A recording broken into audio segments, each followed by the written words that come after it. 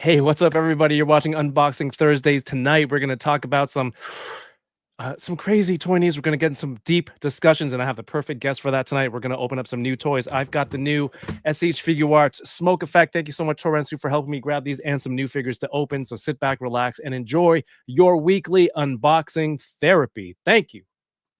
What's today? It's Thursday.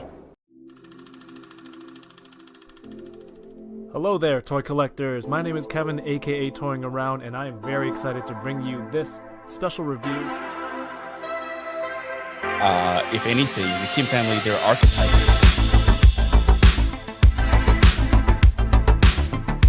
Which is sad, but not always a bad thing. I'm okay. I have one Let's Zucio on the name. Let's try them. Let's still try.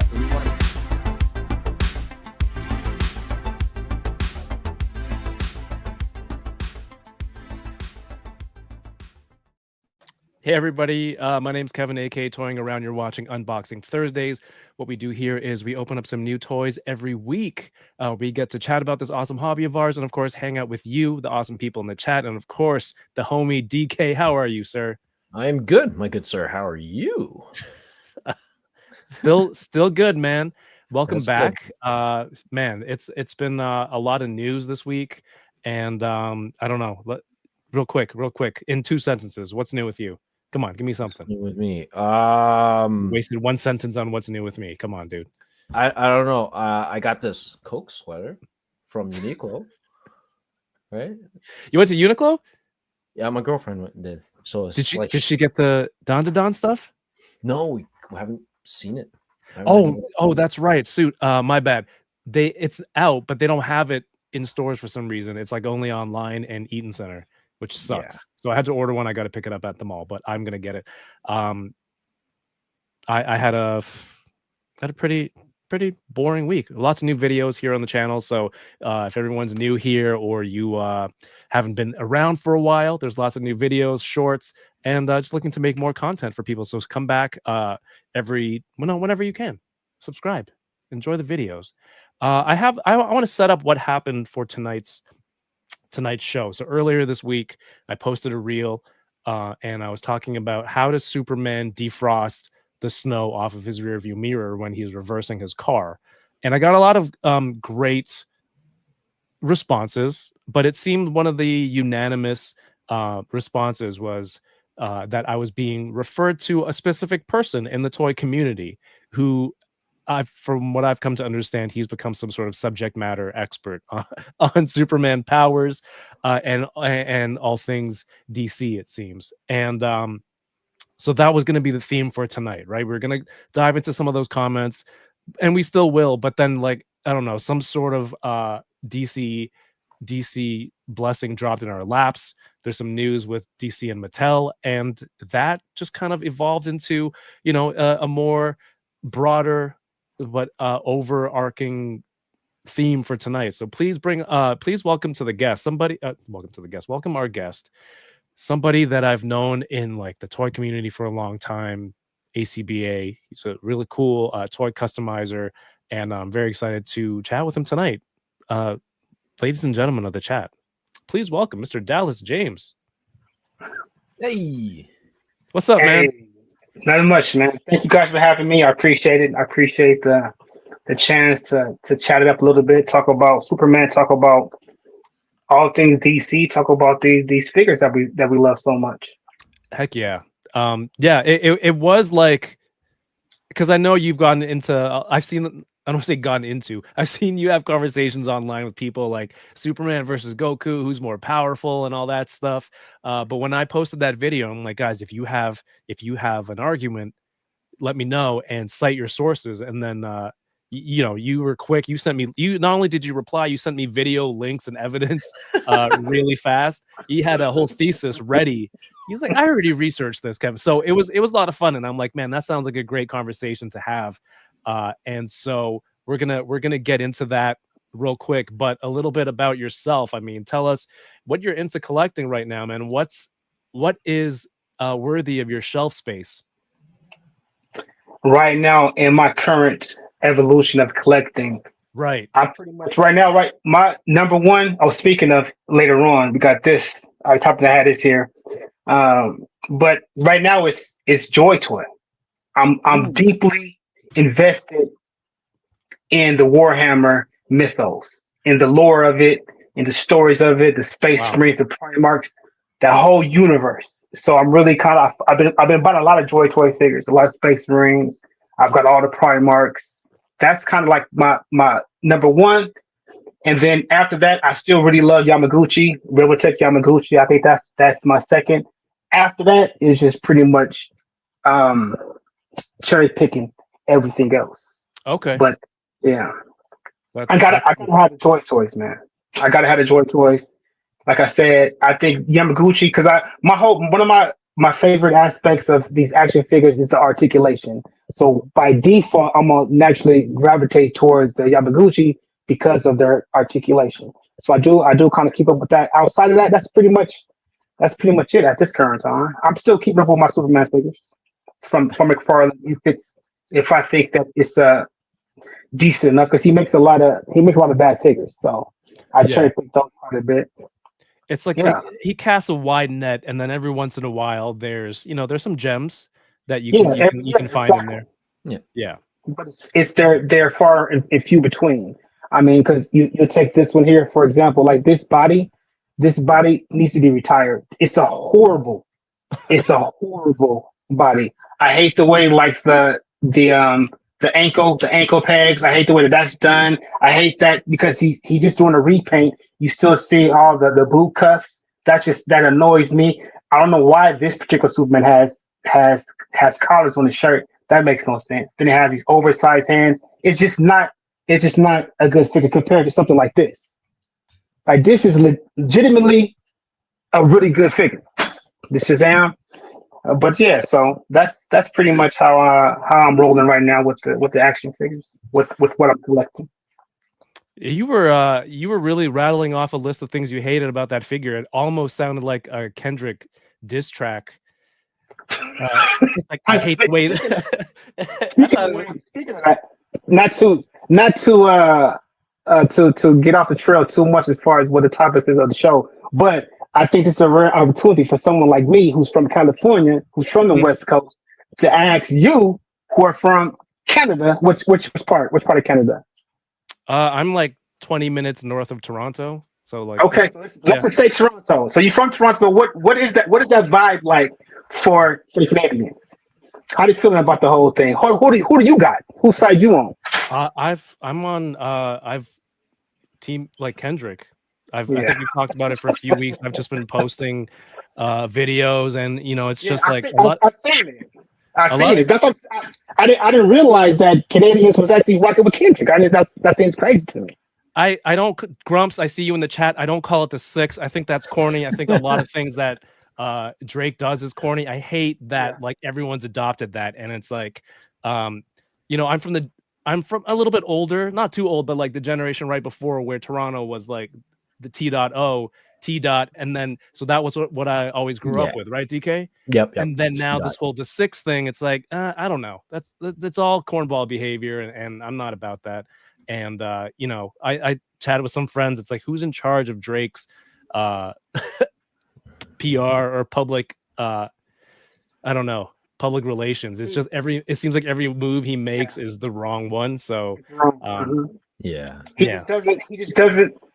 When you look at somebody like Drake, people who reach that level of success, okay, people who have that level of wealth and that level of power and that level of, he don't have no influence, but that level of his wealth, his power, his celebrity status, his fame.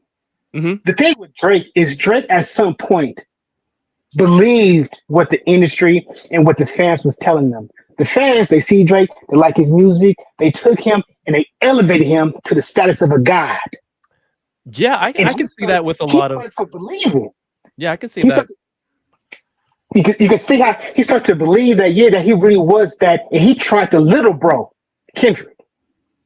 Yeah, he didn't think Kendrick was on the same level as he was. Like, hold a minute, you got the money, You got, you know what I'm saying? You got the fame, you have the success, you have the number ones, you got the billboards, you got all that. But what you don't got respect. You don't got influence.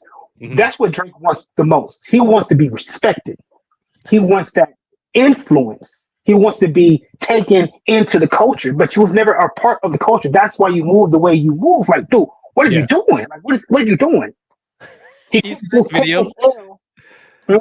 That video going around with him on stage, like doing the gun motion, Which one? The gun, the one with when he had the bulletproof shirt on with the smoke the coming out like, shoulder oh, pads. Yeah. Yeah. it just looks ridiculous. But it's I just also like fun- It's funny because somebody got so deep into the analysis of that. What are you cocking back or like barreling a shotgun, but then you're firing a semi-auto? I'm like, all right, this is a little bit too deep for me. It's just sporty behavior. The guy was analyzing his form or something too. it's just a character. Yeah, he's an actor. He's performing. He's an actor. He literally is an actor. Just do that. He could have just did that.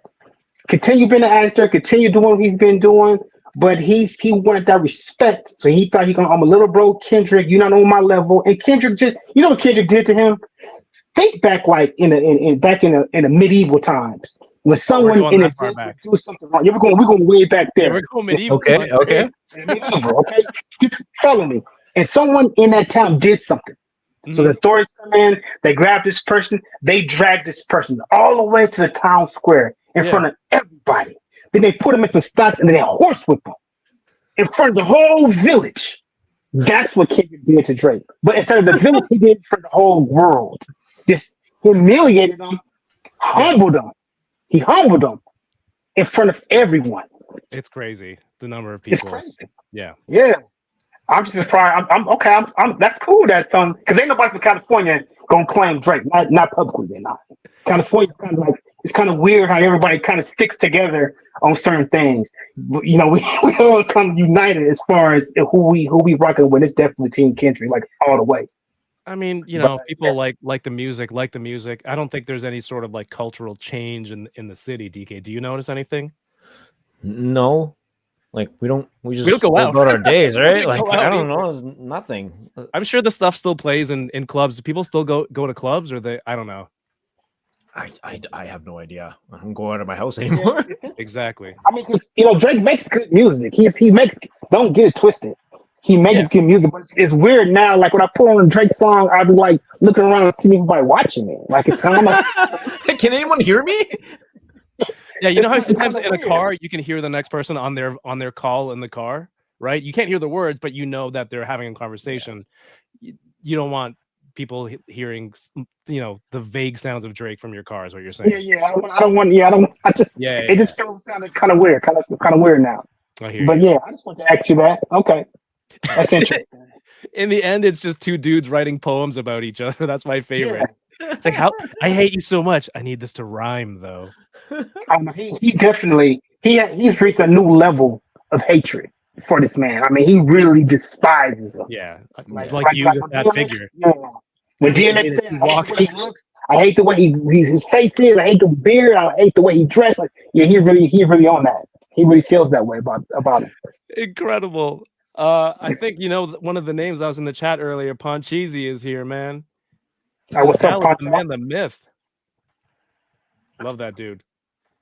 Yeah, Poncho's good dude. One of the best in the game. Poncho, I want to show you this. Torrensu was able to pre-order this. You know what? Well, he picked What's it up for me. interesting is look, one of the things I got is also. Oh, nice. Oh, nice. I just got it today. Oh, I'm this. So yeah.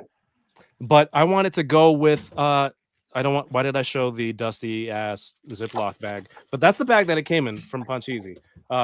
His dusties. Okay. Right, and I thought they would be a good mix together. So I'm excited to see how that works out.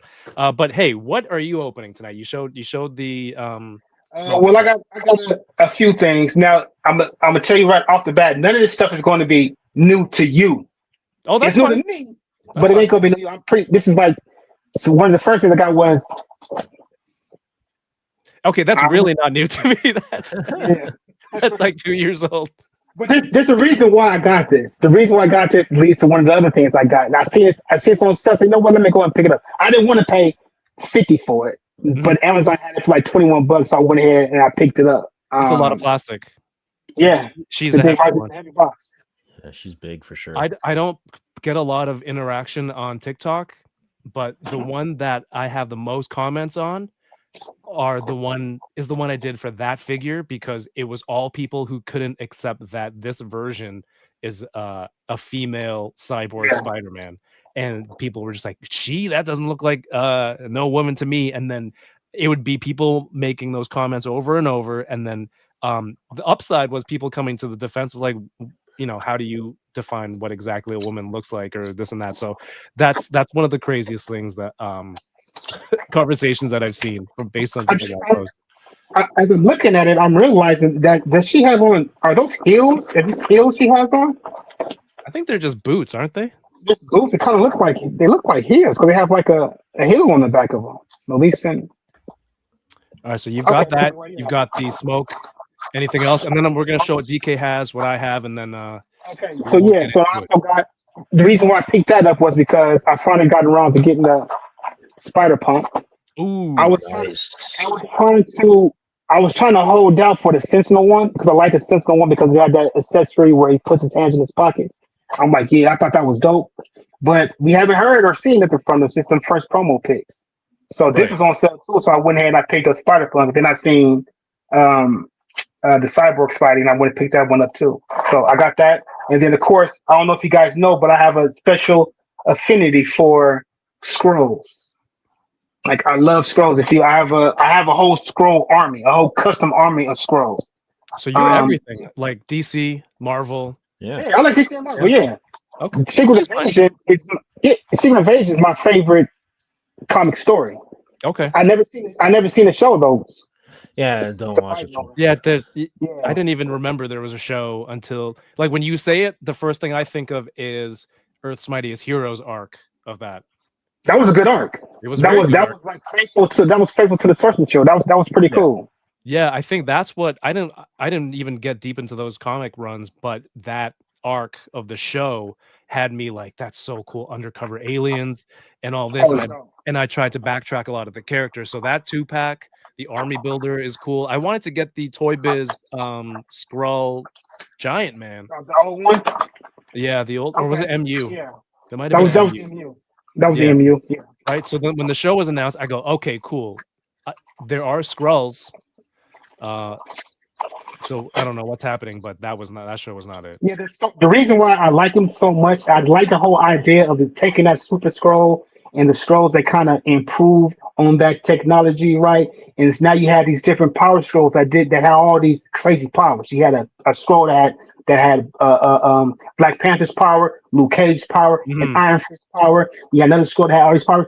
I love the aspect of it. The only problem with that story is the whole status quo, because there's no way the hero should have won. Let's keep it real. If you have the ability to make these super soldiers with multiple power sets, and you can make millions of them, there should be no way that y'all should lose. They had a Galactic Skrull. Right? I mean, they could. I'm pretty sure he was just there. They had a Galactic Skrull, bro. Yes, but I think he was more like an intimidation thing. Like, oh snap, it's a Galactic Skrull than it was. I don't think he had the power cosmic. Right. You understand? I think he was just kind of just there, kind of just to be imposing. It was like the Drake of the Skrulls. It was just acting. Like it's pure acting. But they end up losing, But yeah, I love that story. DK, are you familiar with that arc? Yeah, I am. One part that I like about it is that the Skrulls actually believe that they were that they were the superhero, right? Not the other one as well, right? They got so invested in it, and yeah, it was a pretty fun arc. I think the point of that was to help with the infiltration, so they really believed who they were. Yeah, that made it very difficult for you to expose them. If you really think that to a person, they were method acting. Yeah. Okay, so the Skrulls 2-pack is pretty cool. I think that Spider-Woman was also a Diamond Select that came with some pretty cool, I think, half Hydra soldiers, or was it AIM soldiers? Hydra soldiers, right? Did she have a Skrull head? I think so. Okay. or a swappable one. Because I had the spider one already, but the one I have doesn't have the head sculpt. That's why I also wanted it. Because toward the end of the story, she kind of gets, when Wolverine's about to tear her in half, she kind of exposes her scroll appearance. Right. So yeah. That's a cool. Yeah, I hope Legends does more Skrull variants. All right, is there anything else before I move on to DK? That's it. That's it. That's those four things. Right. DK, what about you, man? To go along with the theme of last week where I opened. Whoops. I got you. You do your own thing. Okay, I'm gonna open another Creo Transformer. So Superior this time around. Who? Superior. Oh, I had a DK. Do you remember that Optimus Prime, the one with the trailer? The Creo one? Yes, the Creo one. Yeah. You remember that one? Yeah. Okay, I got a story about that. My son would have to be about 3 years old, man. And them Creos are very frustrated to put them things together. And especially so with the Optimus Prime. I put the Optimus Prime together, I had quit. I said, you know what, man, for the kids, I quit. Then I threw it away. But then I was in Walmart and it was on sale super cheap. So I bought another one. I put it together, took time to put it together. I got halfway through it, realized I made a mistake, had to break the whole thing down, fix the mistake, then finish it. I finished it. I was like proud of it. It was like sitting right up there behind me. And I went to work one day and I came home, man. My son, I got to it. We have an upstairs house and we have it's like a long hallway. And I stood outside this room and I tossed that thing all the way down over the banister and it hit the wall and it shattered into a million pieces because I was so upset. He had just taken that thing apart. I hate Creos. I hate them. Oh, now you hate the whole thing. That's crazy. I hate the whole line. That's the Creo, right? That was the same line. I know that was still was going. Man, no, it's not going. I dug this out of my parents' house. This is from 2012. Yeah, that sounds about right. Yeah. Okay. So, the whole bloodline of that Creo. The Creos, man. My bad. Go ahead. No, all good. I'm just kind of enjoy. Go ahead and try to enjoy it after that story. Don't even show it to him. But yeah, no, I'm just slowly building up some Creos that's just been hanging around, my parents' house for like 13 years. So I'm just gonna do that. And that's it. We need a toy trauma segment. Yeah. Absolutely. That's it, DK? Yeah, that's it. That's all I got. Okay. All what right. about you, buddy? You keep doing that. I showed the smoke effect, and then I have the last Joy Toy Turtle I need to open. Shredder. Right. A few weeks ago, I did Bebop and Rocksteady, and I think I have another one or two things that I'm going to get afterwards that's on theme with what we're talking about in a few minutes. But hey, those are some things, some awesome toys we have. Let us know in the comments what you want to see us open first. Oh, wait, hold on. I built this with my son this week. This is the Blockies Optimus Prime, and we pulled a shiny variant. So he's got a little bit of metallic shine to it. This thing moves pretty. This is their Defender class, I believe. So it's like the simplest line for 8+, the youngest age group. So I think the build is the easiest. But man, they move, they pose, they articulate. This gun is massive. It works for that size. He's fun. Yeah. So my son had a lot of fun, and we're gonna build out the whole first wave of these. And I think wave 2 just came out. Yeah, these are blind boxes. Hold on, I have another box here. It looks like this. And yeah, I don't think they're too expensive, but yeah, these are cool. It's a blind box, so what? You can get either a regular version or a shiny version, or it's whatever. It could be any figure in there. It can be any of the 12, but Optimus and Megatron, I think, have 2 additional variants or 1 additional variant. Okay, so Optimus, he's just on the cover then. Yeah, there's a basic Optimus and Megatron, and then there's a special Galaxy type, which looks like the one I got because it's sparkling here. And then there's this version that has wings, an extra weapon, and that's 1 in 144. This is 5 in 144, the odds, and the basic one is 1 in 24. Yeah, these are fun. They have different tiers for age groups, I guess the build difficulty and also the look. Man, these are look how cool this is. All right. Those are I can open one of these too if anyone is interested. We can check out one of those. We'll have more content from those coming soon. I also want to give a quick channel member shout out to everyone. First of all, thank you everyone who's watching tonight. I want to say I truly do appreciate everyone who tunes in and spends their time here on the channel watching what we do and hanging out and building out this community of awesome people. And that's what makes it fun to do these streams, to hang out with people that we know and ultimately share our toys together. First up in the chat, thank you so much, Ringer Lose, for being a channel member. He says, if you're not first, you're last.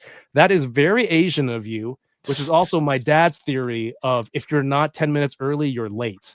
So it's a variation of that.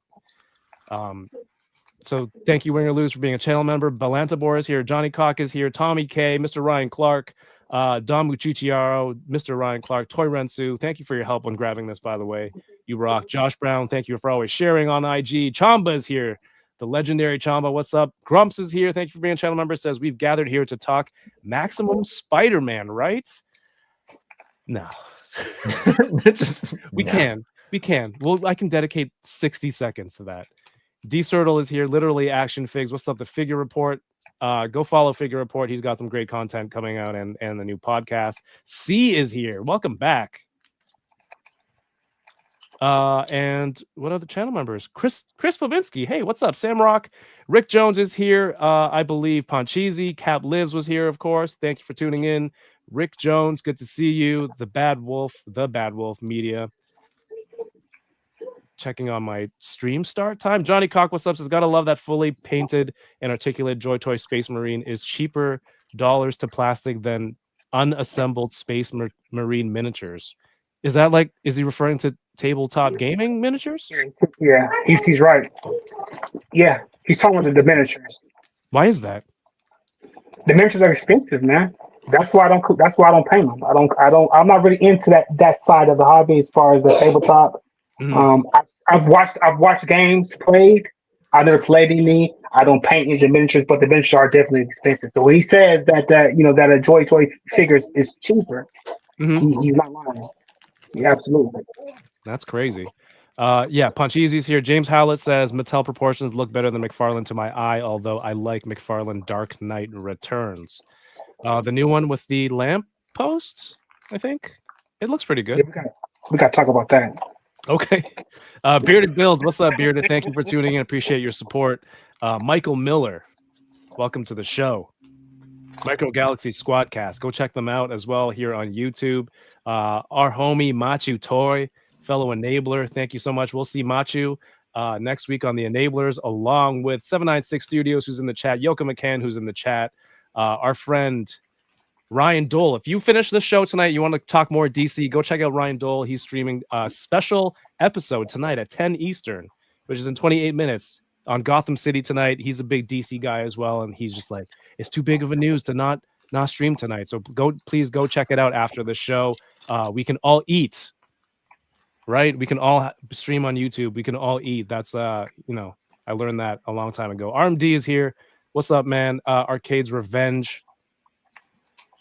And I think we caught up, DK? I think we're caught up. We said Samrock, right, already? Yeah, definitely. We just said Samrock. Okay, cool. Radan is here. Okay, there's some more Skrulls. The Skrulls were hiding thought dead heroes. Though dead heroes? They were hiding dead heroes? Man, the moment that spaceship came out, though, and all those heroes came out, that was the coolest showdown. Yeah.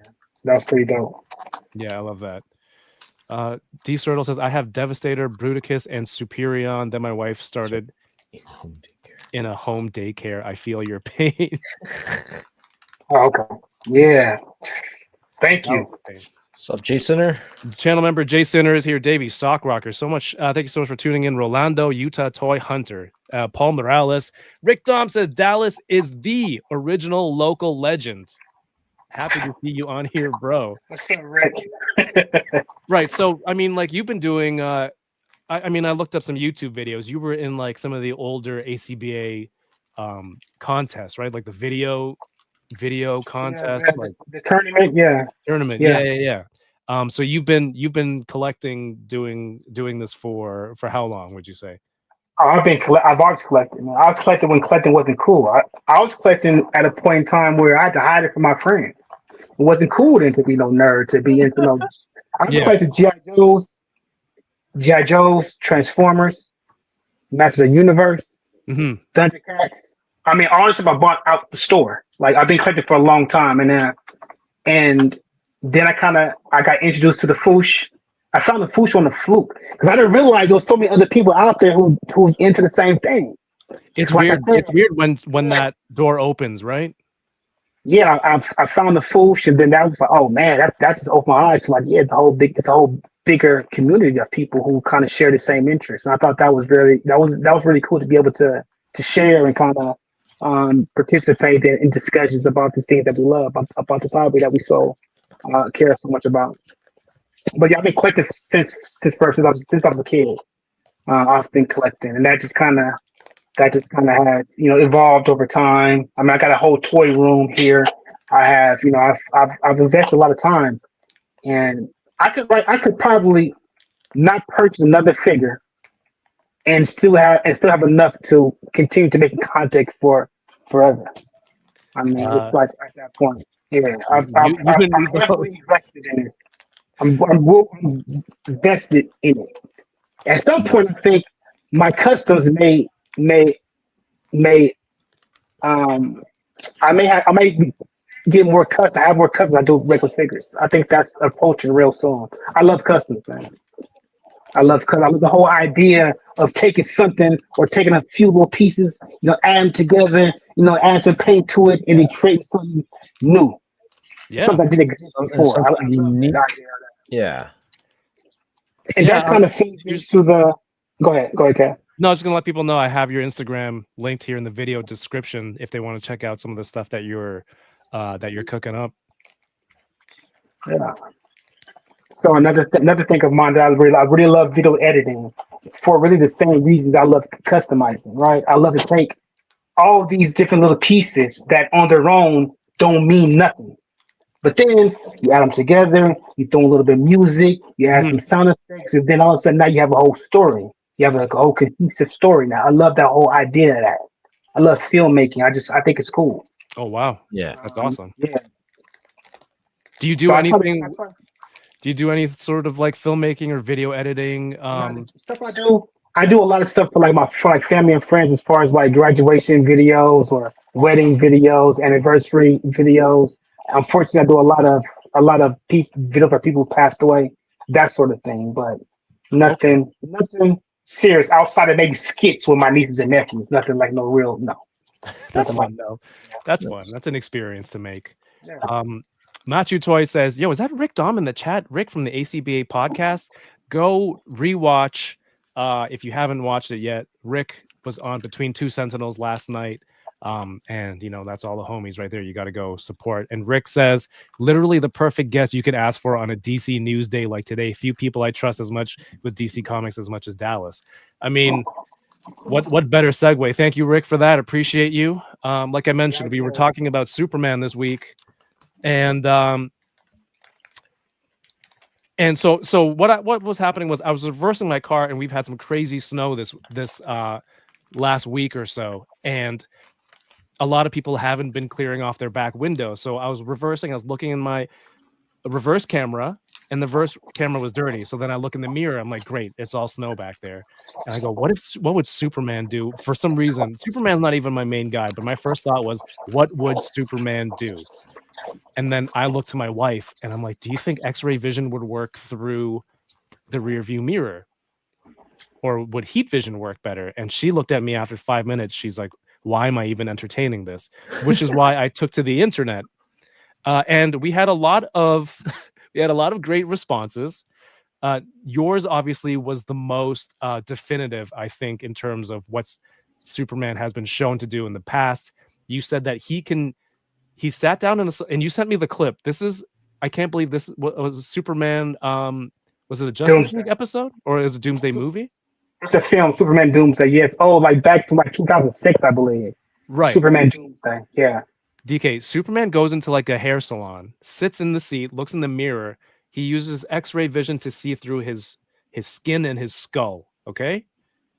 And then the animation shows you zooming in and you're moving past like left brain, right brain, and skin and skull. And inside he finds a black dot of lead. And why do you use lead? Because X-rays can't see through it. So he was like, oh, there's, was it like there's kryptonite in the lead ball in his brain? Yeah. So then he proceeds to use his heat vision to self-lobotomize and remove. And then he pulls, what are those really long tweezers that scientists use? Almost like tongs? And whatever. Sure. Yeah. And then he removes it while in a salon with like a viewing gallery of patrons. And can you imagine sitting there and watching someone do that in the mirror, pull something out of their brain? Forceps. Thank you, Flash 739. All the things I said were all words, but just not in the right field.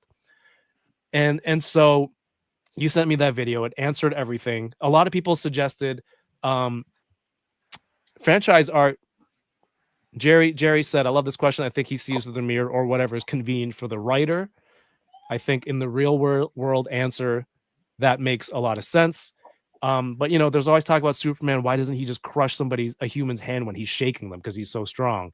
But it's because he has superb muscle control where he can just it's like when you're shaking a baby's hand. You don't go full like, hey, brother, and shake a baby's hand like that, right? So Superman has that. And then I asked Alice, like, does he have control with his laser vision or heat vision? How intense does it get? How intense does the X-ray vision get? Yeah. So does the X-ray vision work the same way? Is it like almost like a dial that you can increase the intensity? You can see that in that clip when he's kind of like he's peering into his brain layer by layer. Right, there's a in Superman, I think American Alien. There's a scene of Superman as a kid.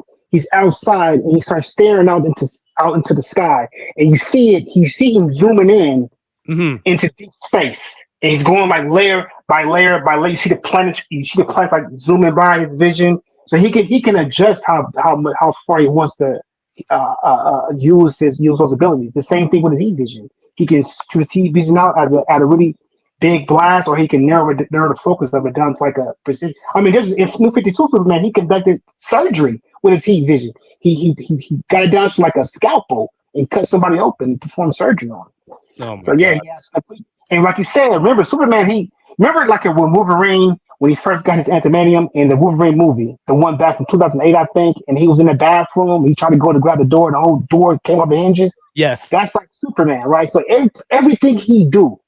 From him walking on the ground so that the concrete just doesn't vaporize beneath his feet. When he goes to pat somebody on the back, he could pat somebody, the whole spine comes bursting out their chest. He has to have complete control of everything he does. Even he can whisper and blow off somebody's eardrums. True. Yeah. All right. Almost, I'm glad you said that. Almost kind of like how Spider-Man Peter Parker, he pulls his punches, right? Yeah. Yeah. So okay. It doesn't hurt nobody. Right? Yeah. All right. That leads me to this next comment.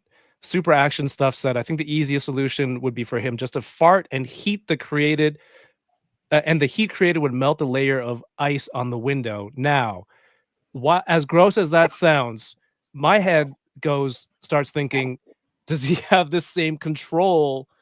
I would say yeah. with the I would say yeah. But yeah. I feel like that's something that you have to train and practice, right? It's not like all of a sudden you have magical powers thanks to the red sun of the earth. You have to, it's like training to get stronger, but also control. So I don't know if he has. So you can just imagine the problems to raising a Kryptonian as a baby. That's one of the things about Superboy Prime is that he's a kid and he hasn't learned how to control his powers yet. So he goes to grab somebody and he rips their head off, not meaning to, but he hasn't learned how to control it yet. So yeah, but once he does, what the Kents went through. Yeah, it must have been crazy having a Tyler around there who could bench press. You know what I'm saying? A pickup truck outside. It must have been crazy. How do you deal with that? How do you know what I mean? I mean that's got to be that would be a cool story. Mm-hmm.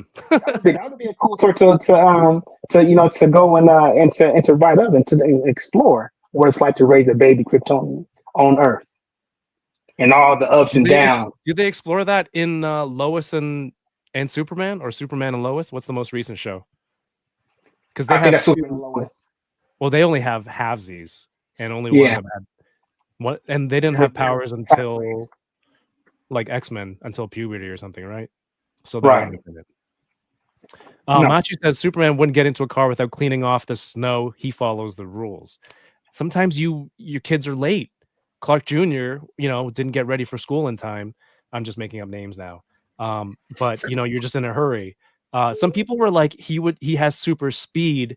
He would just fly out, clear it in a fraction of a second. And to me, it's not about how fast you are. It's the effort, right? Just because you have the ability doesn't mean you want to do it. You're like, the Flash has to do a whole bunch of stuff. He just moves faster than a regular human. Doesn't mean he always wants to do. I mean, Superman could run everywhere if he wanted to, but he chooses to fly. Same concept. He could run. He has super speed. My favorite part of this conversation, and then there were some scientific answers. People were like, "Oh, X-rays, you can see right through the mirror, and the heat vision is like light, so that'll bounce off."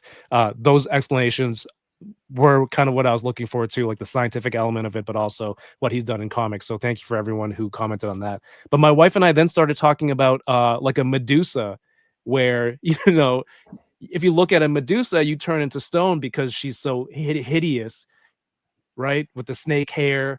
And then there's that. My wife said, "But what about Percy Jackson? She had a reflection on the phone, and and then so we started watching clips of Percy Jackson versus Medusa. There's always like Jason and the Argonauts, and they look at the reflection of the shield, right, in a mirror. Right.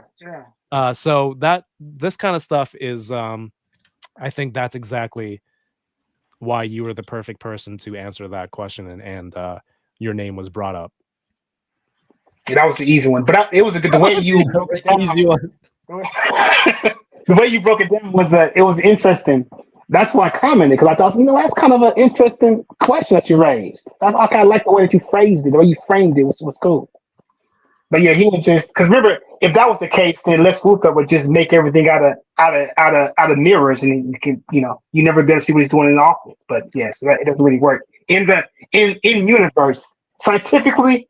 That's one thing, but in universe, yeah, he can definitely see. Right. Use X-ray vision through mirrors. Yeah, that's why it's fun though. Right, it can be so many things, and people have their own, I guess, kind of interpretation of a character. Some people were like, Superman would never do this. Clark Kent would clear it off, or why didn't they just do a shoulder check, look over his shoulder, and then heat it or X-ray?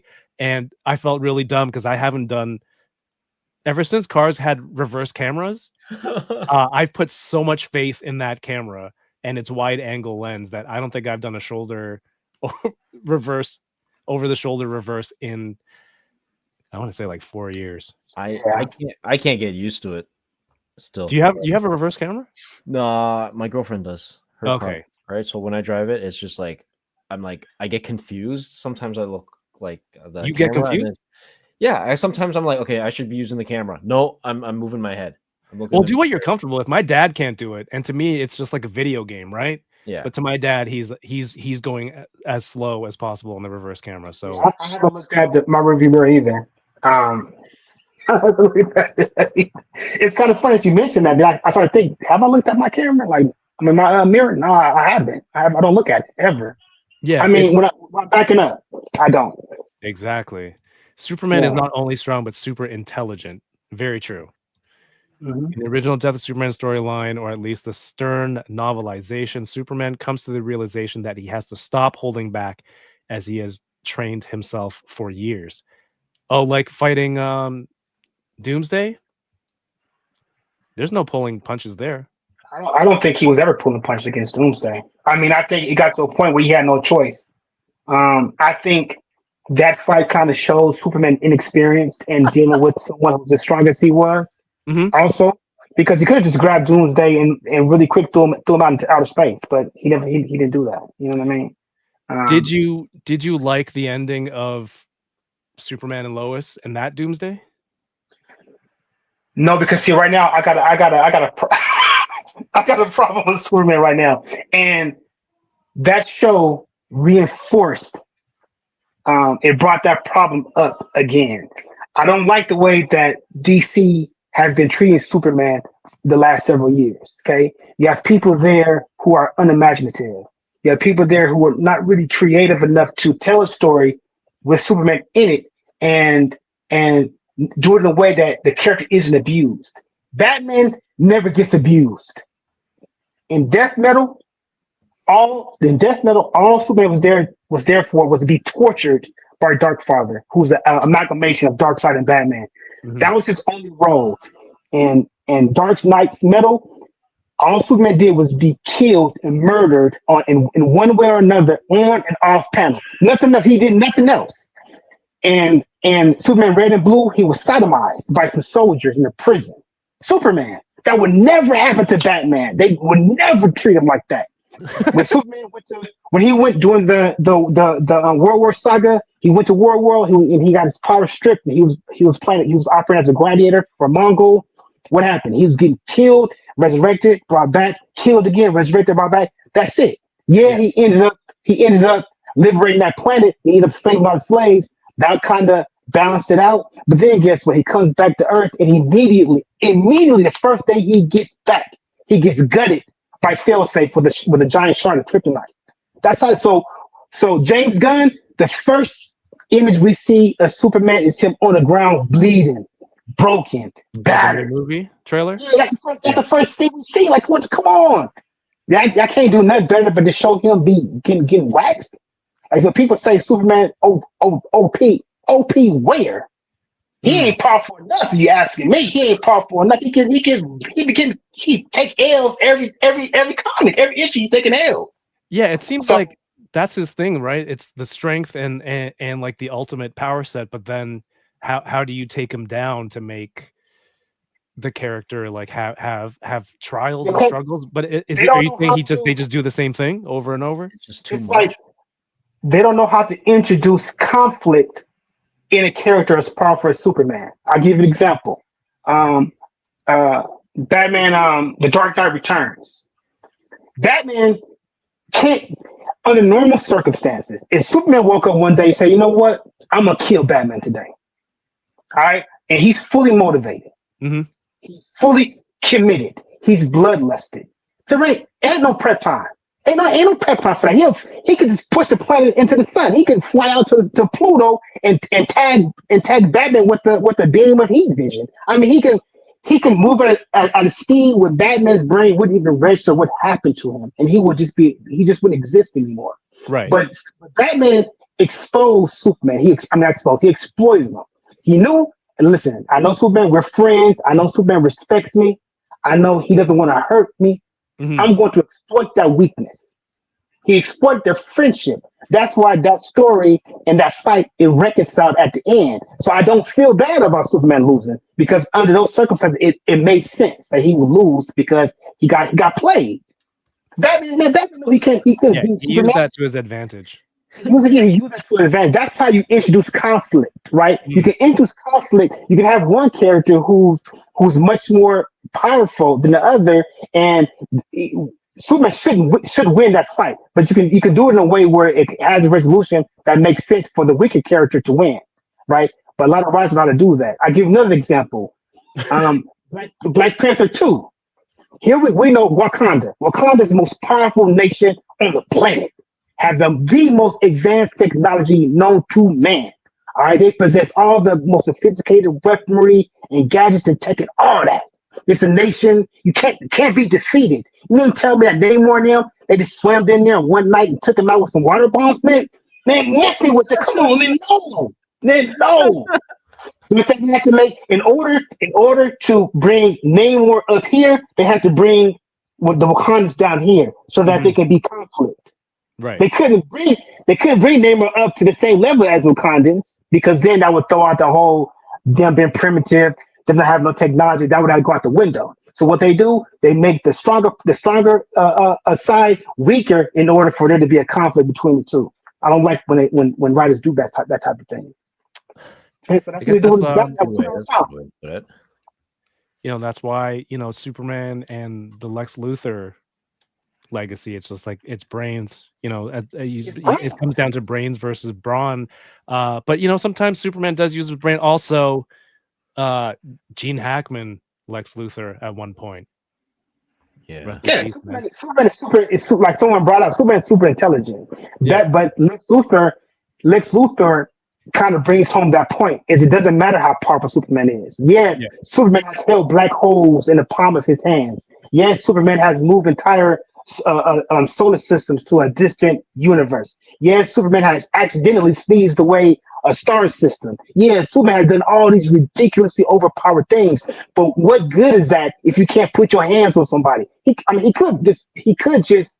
Remember, I don't know if you know the story when Superman was fighting Wonder Woman, and Wonder Woman has this blade, this sword that has like this atomic edge to it. It can slice an atom, and so they're fighting, and she slices Superman's cheek, and he takes the blood off, a little drop of it, and he flicks it, and it flies across, and it hits, and she puts her shield up, it almost shatters her shield. So Superman could take Lex Luthor out with a whisper. But he had the blood manipulation technique. Yeah, like a blood bullet, like a light speed bullet of blood. But Lex Luthor, that's cool. He counters all his power with his intelligence. So you can't say Superman's overpowered when he can't even beat Lex Luthor, a regular human. The age-old discussion. Damn. Well, I'm gonna try to bring that back to toys, and it came up today. We know that Spin Master has been making like DC children's toys for the last few years, and of course McFarland got the license to make the adult collector products after Mattel lost the license. And then we could have, it feels like you could be talking and we could be talking about Superman for the whole 2 hours, but this golden nugget of toy news mixed in with the perfect guest, right? Let me do this window right here. I don't know how this thing works. First time I'm using this internet. All right. Warner Brothers, El Segundo, California. Mattel and Warner Brothers Discovery Global Consumer Products today announced a global multi-year licensing agreement utilizing DC's entire library of beloved characters and legendary storytelling. Through the partnership, Mattel is awarded the global licensing rights to develop and market a full range of DC-themed action figures, play sets, accessories, role-play products, and adult collectibles starting in the second half of 2026. I mean, dude, Dallas, initial thoughts. Like, what was the first thing that came to your mind when you saw this today? The first thing that came to my mind was a few things. First, one of the things I thought about was I wonder how McFarland collectors, like the hardcore collectors, is this going to be like a James Gunn moment?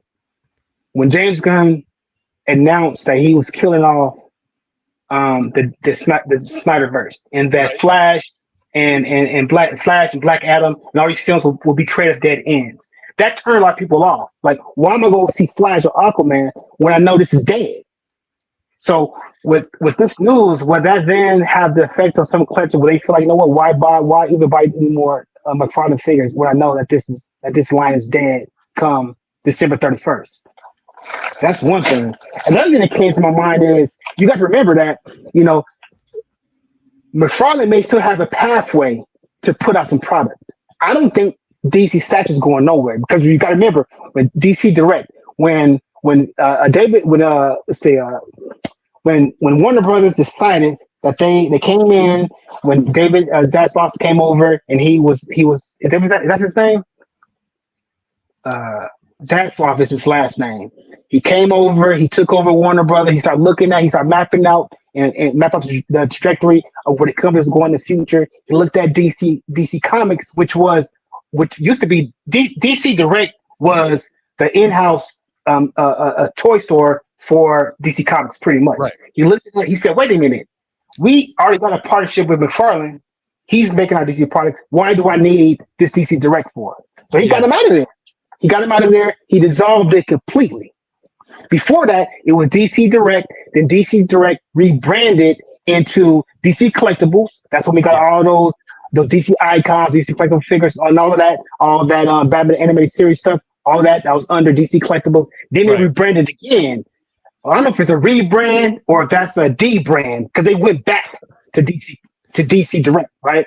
So then he came in, he dissolved the whole company. Then like a year later, like in 2021, my friend was like, "Yo, check this out. Let me get that. Let me add that to my business, and I can re-release some of this old stuff, and I can put some statues over there. I can bring this back." So they let him bring it back.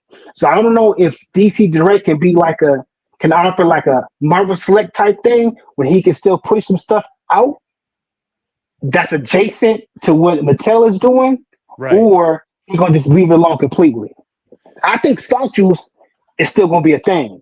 I think those statues are gonna still come through DC Direct by some way because he's making Marvel statues. Right. I don't think that's gonna that multiverse stuff though. That's up out of here. That Spin Master, that can't happen. That's gone. That's all gone. Some folks are saying, well, maybe McFarland and Mattel can coexist. No. Ain't gonna be no coexistence.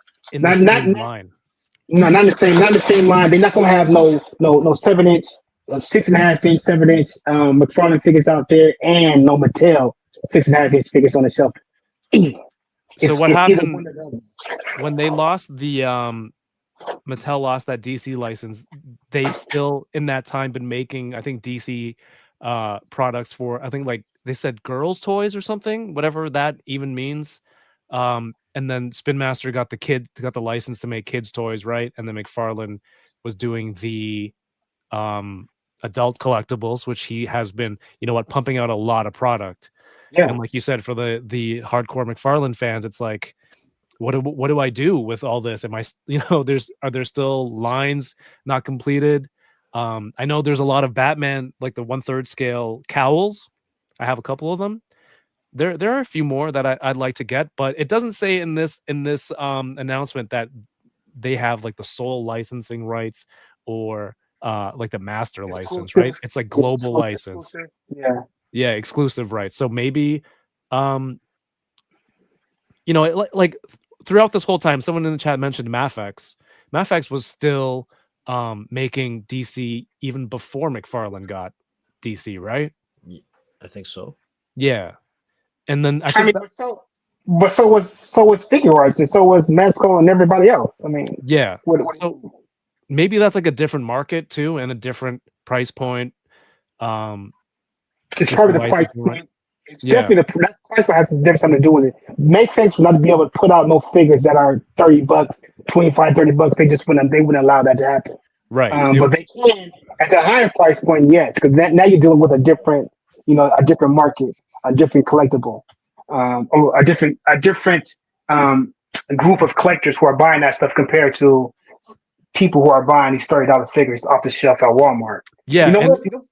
Go ahead, Ken. No, I was just gonna say different market and also different retailers where it's gonna hit, right? It's like you said, a lot of the McFarland stuff, while you can get them everywhere online, but you can also walk into a Walmart, Target, and have MAFX, SH Figure Arts.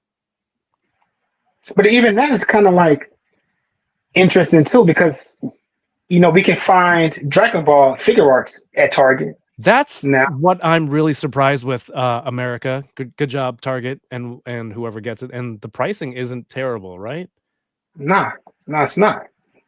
So, what I was going to say was, McFarland needed Spin Masters. I don't think McFarland can do the whole IP by himself.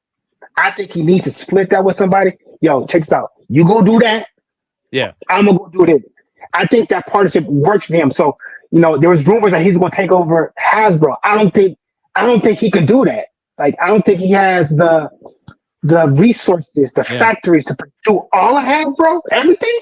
What do you mean take over Hasbro? Like if he was to take over the Marvel Legends line or take over the Marvel lines, he was to win that license from Disney. If they were to give him the license, take it from capacity, Hasbro, right?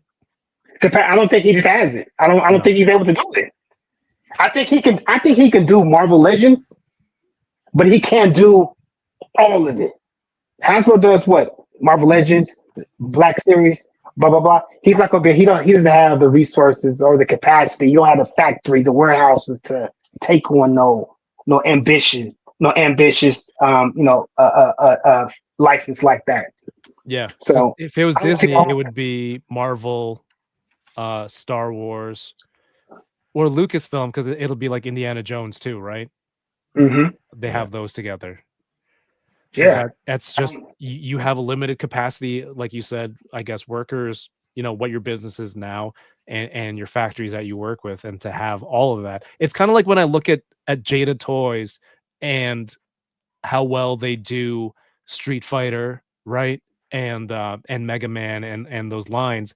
People are like, oh, why don't they make this, and this? It's like, let them do what they're doing right now. Let them do it well. Don't spread out and try to grab too much that you can't even handle. And I think I don't know what the size is at Jada Toys, but they're relatively new in action figures that they're probably not producing, or even close to the size of a Hasbro or something like that, right? Nah, yeah. Only Hasbro could do what Hasbro's doing. I mean, it would take McFarland with the addition of a whole bunch of other partners to handle something as massive as their operation, what they got going on. Just split it up. Yeah. He would have got to split it up. Absolutely. That's what I believe the kids stuff is probably more profitable than the adult collectibles are anyway. And I think that what I also heard now, I just remembered. I heard also some rumors that the reason why this is happening is because McFarland only wants to do Batman. He don't want to read food. He don't want to fool. I'm serious. He don't want to fool with nothing else. He just want to. You got to make Batman. I want to make Batman. I want to make. I'm saying? Knights Batman. I want to make Batman on a camel. I want to make Batman as a tennis player. He wants to do all these. He's going to do Batman. He don't want to do nothing else. And he went up in there and he was like, "Yo," they was like, "Hey, the license up. What you gonna do with it?" He was like, "Yo, can I just do Batman?" They was like, "Nah, we can't do that." He was like, "All right, I'm out." They was like, "All right, then be out." Then they hit up Mattel, and I was like, they told Mattel, like, "Hey, Mattel, we never liked McFarland. Y'all want this license?" And that's pretty much how they got back in, man. And Mattel was happy. Mattel was smart enough. I think Mattel seen on the horizon what was happening. You got the Superman film coming up. You got all the things that James is doing. Yeah, there's a lot of things coming down the pipeline. A lot of opportunities to put product out there. And they probably capitalize on it. Like, yeah, we can take this back now. That would be a good pitch. Like, hey, we can do it all. Mattel has all those branches, right, and capacity to do that kind of stuff. And you bring that kind of a pitch to Warner Brothers, and they're like, yeah, okay, it's probably like you can do it all. It's less headache for us to deal with 3 different parties for 18 different toy lines or something. I don't know. See, so it's going to be. Go ahead. So I looked up the size of employees each company has, right? This is kind of rough, right? McFarland probably only has between like 50 to 100. Based on LinkedIn, they only have like 50, right? And then 2005 number, like they only had 100 employees. Maybe it's bigger, maybe it's small, but based on LinkedIn, it's 50. Hasbro supposedly have 5,600. Yeah, people employed, right? Mm-hmm. And their LinkedIn profile says 5K to 10K employees roughly. So, yeah, I don't know. McFarland, look up Spin Master. Spin Master. Okay. Why did you say it in the? I do weird things. You do. You do. What did you think, Kat? What did you think about the whole about the news? I mean, I'm not crazy about it because the Mattel stuff. Did we like it? But at the same time, I hope it's not going back to the same style of toys, right? Okay, That's the question. What Mattel stuff are you talking about? Are you talking about DCUC? Yeah. Are you talking about Master Universe Classics? Or are you talking about Masterverse? I mean, what are we talking here? We talking about? Are we talking about this? This is Masterverse, or are we talking about something else like this? Are you talking about this? Either way, I mean, those, I think if I were fans of those lines, I like Thundercats, but those would pass. And for us, right, like people who really value super articulated figures, posing, taking them out, and photography. I'm curious. I haven't handled those Mattel toys, so I Oh, don't you know. have In my head, it's still DCUC, which okay. obviously I really hope it's not going to go back to that level. But I also was a huge fan of DC Icons, but that was DC Direct. No, So see, we that's don't. This what is I what we wanted don't to get. want. We don't want this in 2025. I Exactly. mean, what 2026? 2026. We want the equivalent of this at the minimum Yes. in DC. Right? We don't want then. We want now. So if they can do that, then I mean, I think they may be on to something. I mean, if they can. This is what I'm saying. If they can improve upon their Master Universe Classics line like they did with this, if they can get that same upgrade with DC, then I think they may be. I think they may be all right. I think they may do well. Yeah, I think I mean, so. even this, yeah, I think they could do well. Someone did also show today that the McFarland DC license was ending in December 2025. So we won't know until then. Like, is it going to renew? Are they going to continue with making some products? But obviously, the Mattel one comes into effect late. Is it late 26? It said, well, according to that article you sent me, it said middle 26. It said mid 26. So like a few months after the DC one would end. Whoa, hold on. But you know what? It says this new licensing agreement builds upon existing relationships between Mattel and Warner Brothers Discovery Global Consumer Products, which spans more than 30 brands and franchises in Warner Brothers. Discovery's vast library includes Harry Potter, Friends, Seinfeld. That's what caught my eye. Ted Lasso and more. Okay, sorry. Seinfeld is one of my favorites, but that's not really a huge DC thing. But I need to. No, what I was going to say is I can't imagine, Mattel doing this deal or taking this license and not being prepared for it. I'm sure this just happened this morning. They've been known about this, right? They've been known it's going to do this. Yeah. They waited a few days before Toy Fair to put that press release out there. I'm serious. I wouldn't be surprised if we seen something in some shape or another this weekend. Yeah, I just can't. I don't think we're gonna have to wait all until Comic-Con 2026 to see some prototypes. No, I can't. Yeah. Thanks for bringing that up.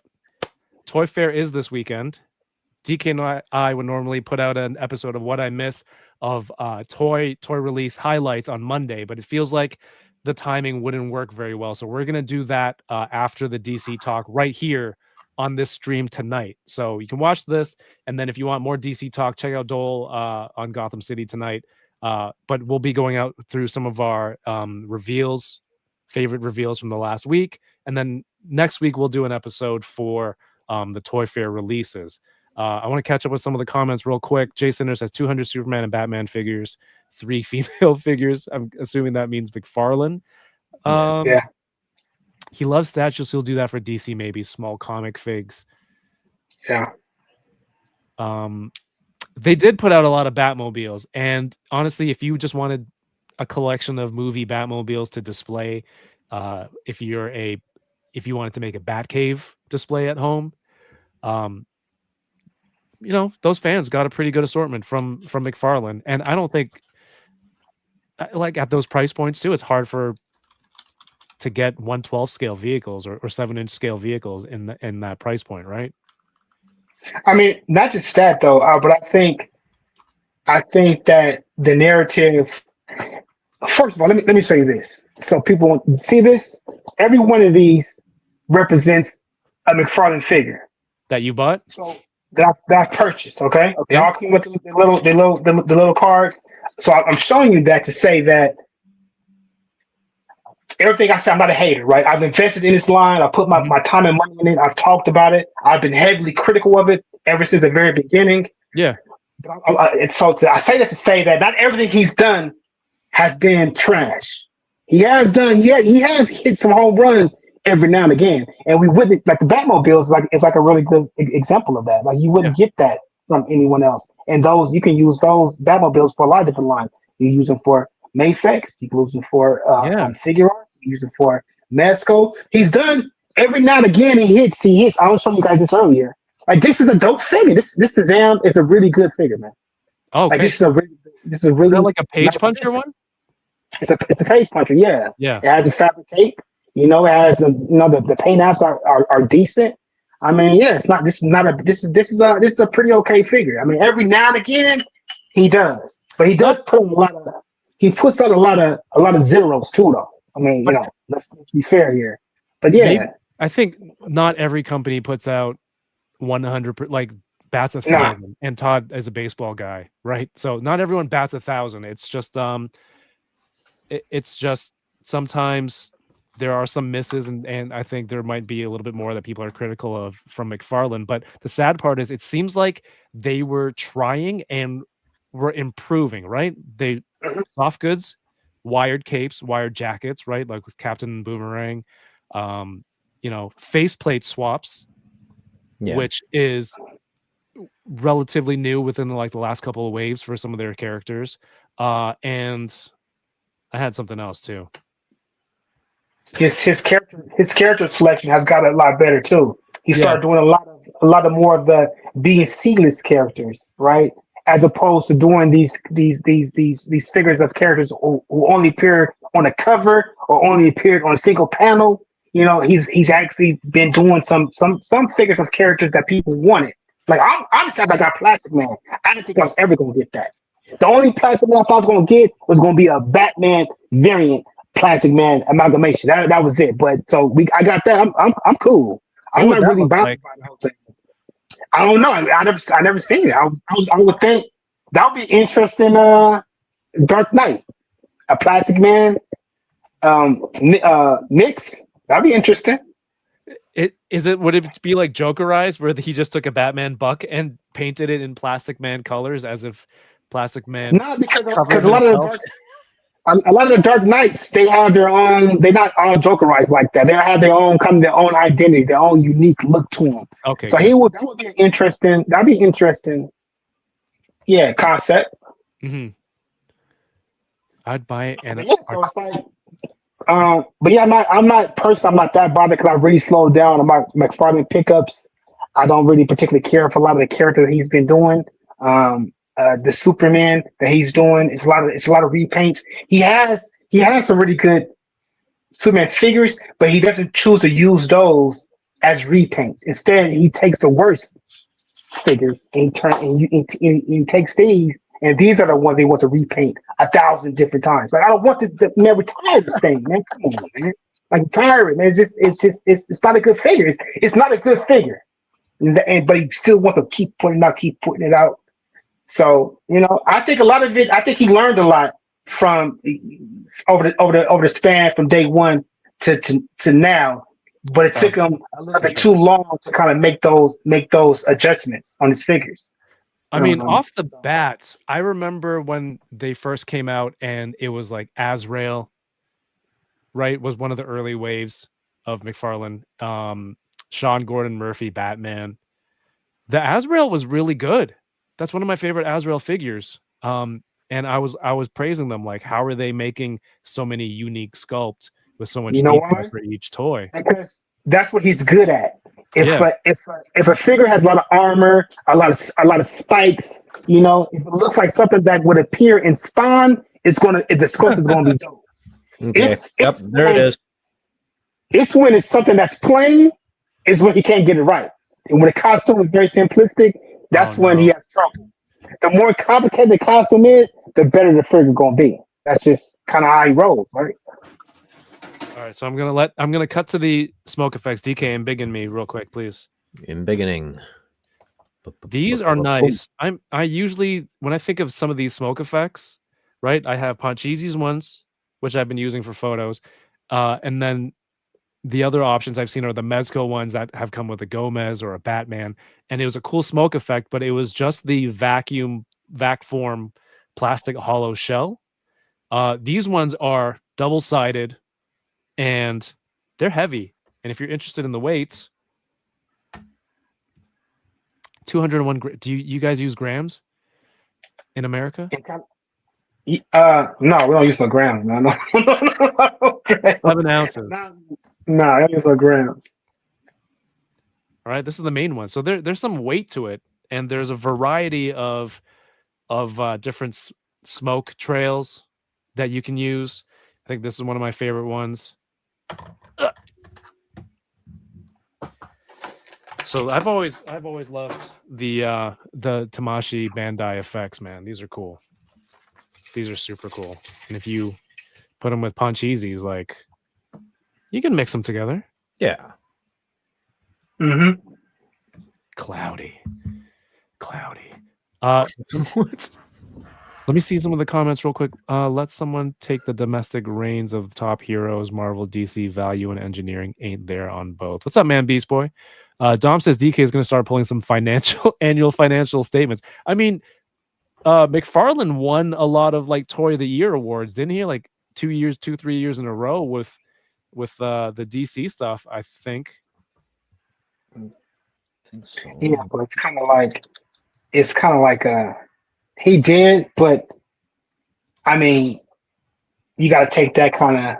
It's all suspect to me. I don't see how McFarland figures was going to perform better than any, than over a Marvel Legend. Like I don't see it. I don't see that. Cap Liv says Mattel makes good WWE figures. Dom says Mattel's been crushing it with WWE license for 15 years and counting. We can finally get that. Oh, Ethan, what's up? We can finally get that Rebirth Black Canary and Armored Wonder Woman that got canceled when Mattel lost the license. Man, I'm very curious. Okay, I'm going to catch up on these comments, and then we're going to talk about what we might expect from Mattel. Speculation, right? We got to see what Mattel does style-wise, and it'll be a long time before we do. What do you do in the meantime? If you're a McFarland collector, do you go buy? Do you wait for when the license is gone? Or you know what? We don't even know that he's losing. McFarland Toys is losing the license. And he's not saying nothing. Probably intentionally not saying nothing because he don't want to risk nobody backing out or nobody stop supporting. But he don't have to worry about that because his fan base, they'll support whatever he does. They'll buy whatever he buys. I mean, McFarland figures they sell out all the time. The pre-orders be gone in minutes. Yeah, so the new 89 Batman, right? 89 Batman, Nolan Batman sold out. The Nolan Batmans, those Reeves Superman all sold out, and you couldn't find them no place. I mean, yeah, so, there's still interest there. People still like this line.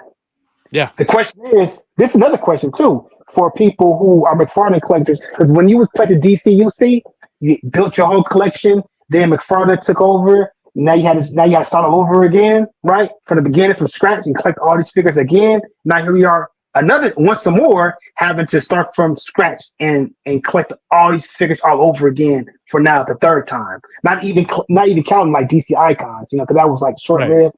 But yeah, but now here we are, on the third round of having to buy all the same figures all over again. And it's less likely these figures are going to be able to coexist with each other.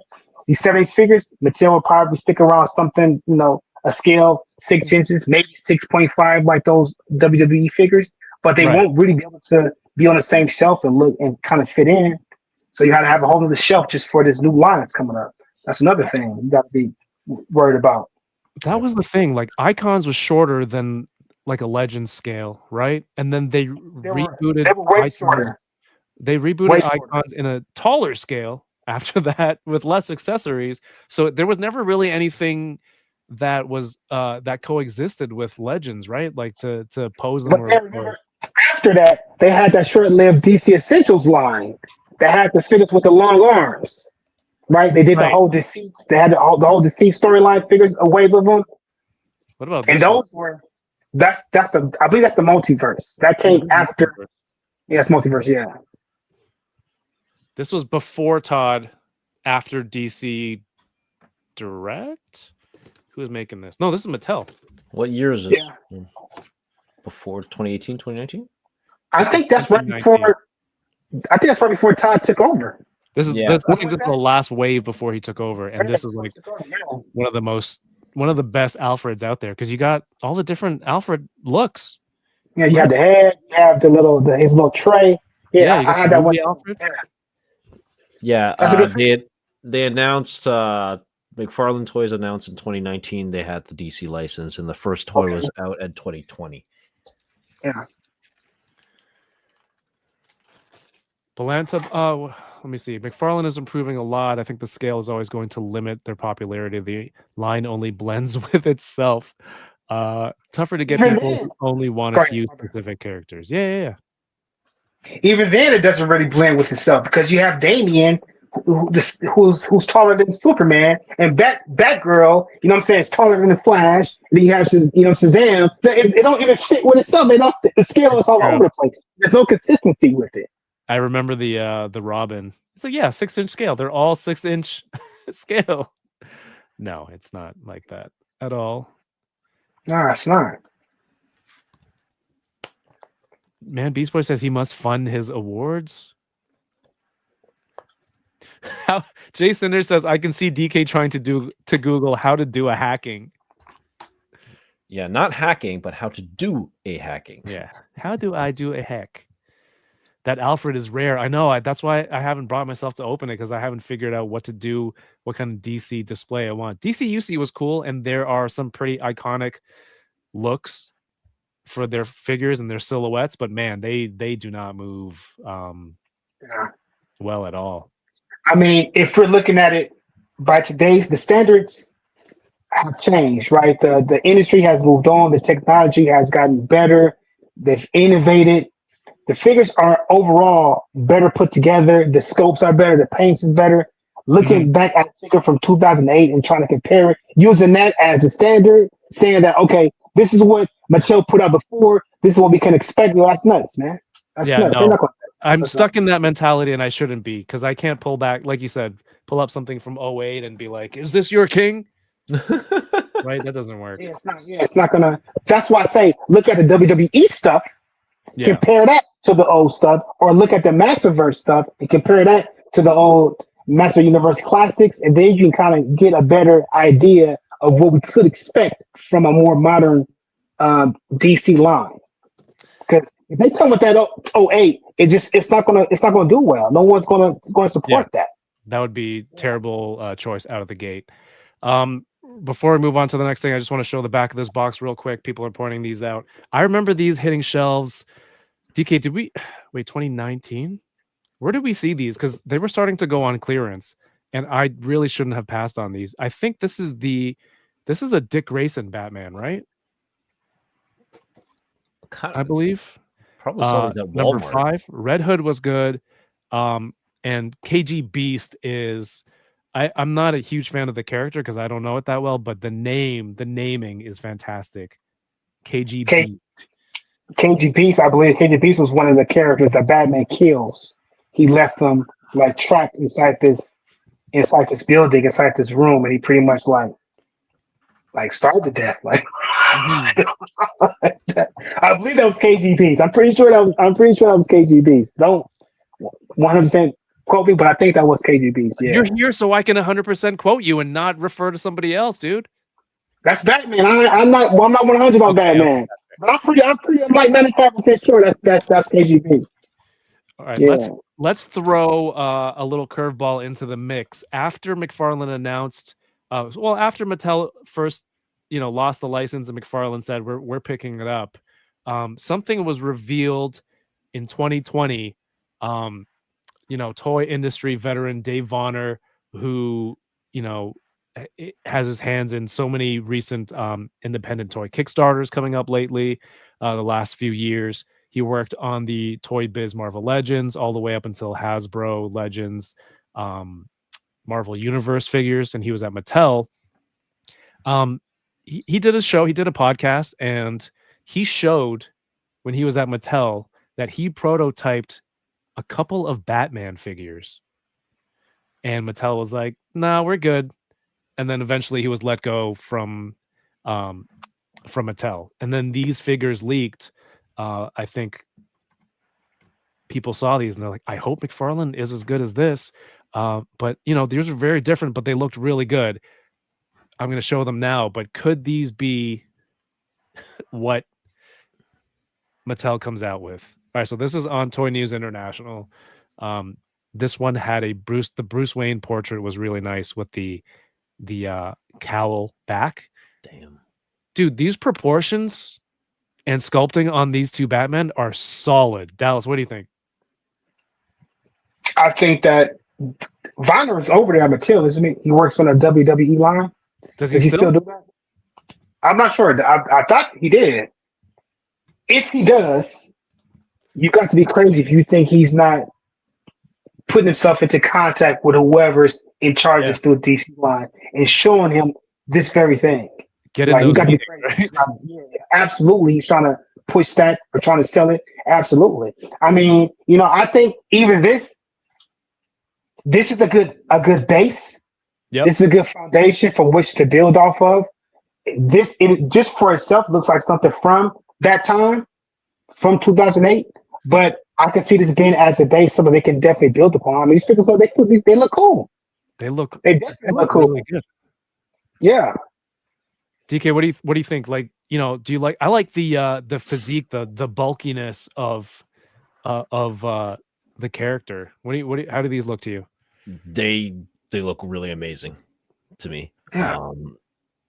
Again, like for me, I have yet to own a Batman figure right now in my current collection. No, because the last time I can really say that I actually have Batman figures was when Batman Returns came out, right?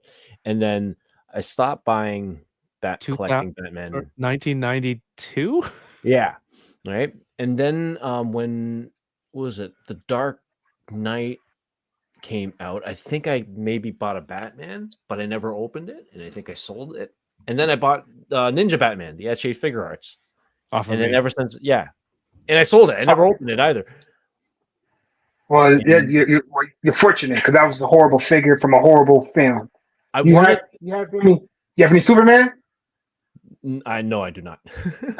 I do not. Hey, you know what? Maybe you can help recommend one to me, because the one Superman I had in my collection was the first Mezco comic one in my Justice League display, and I recently sold that.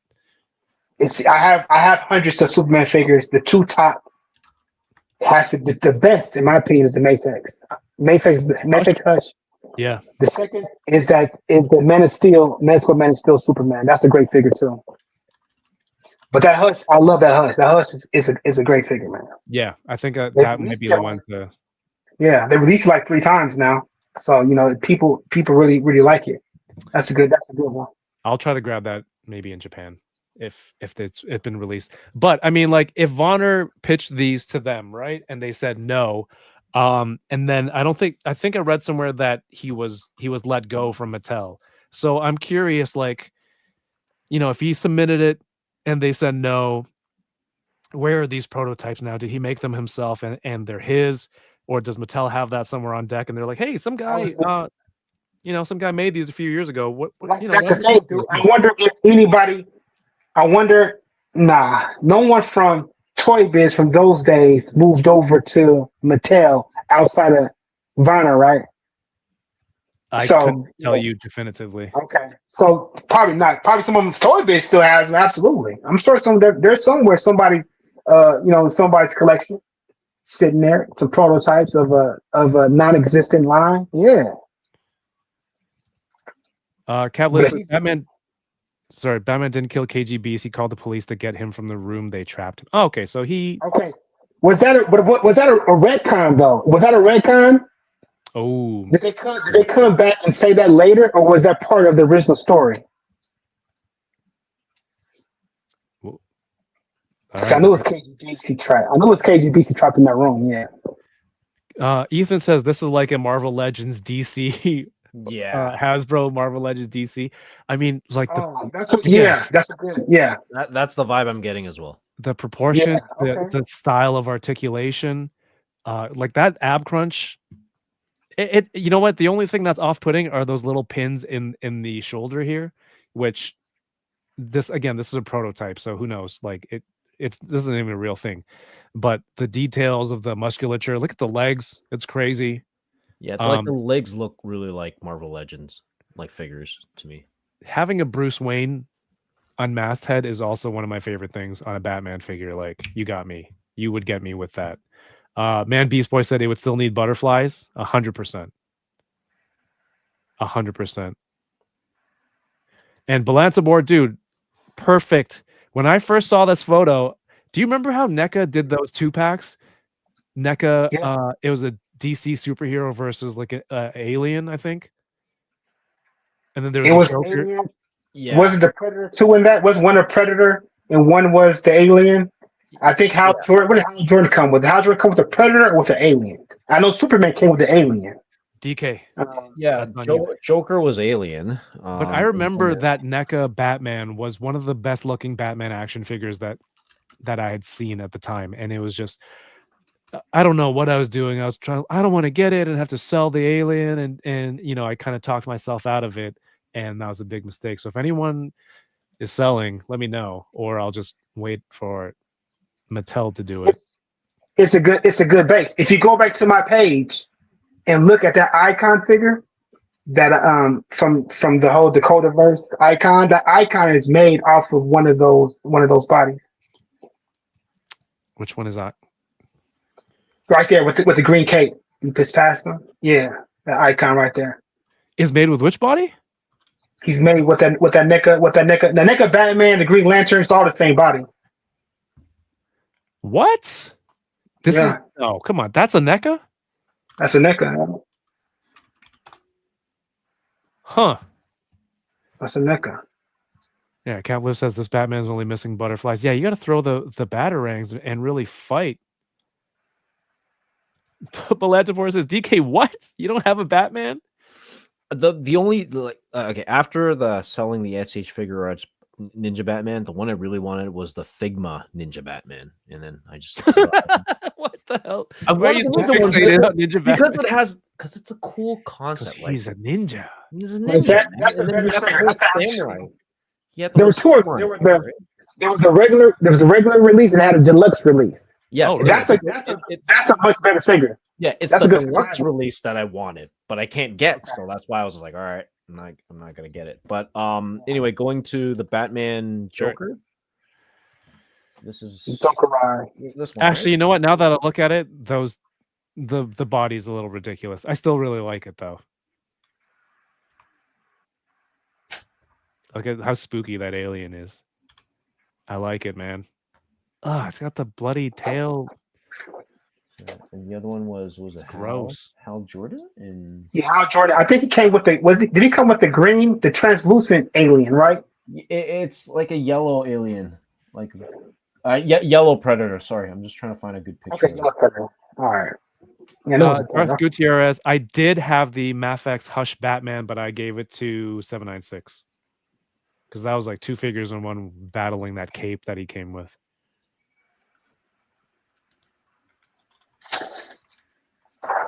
You got the photo, DK? Yep, I'm gonna put it up.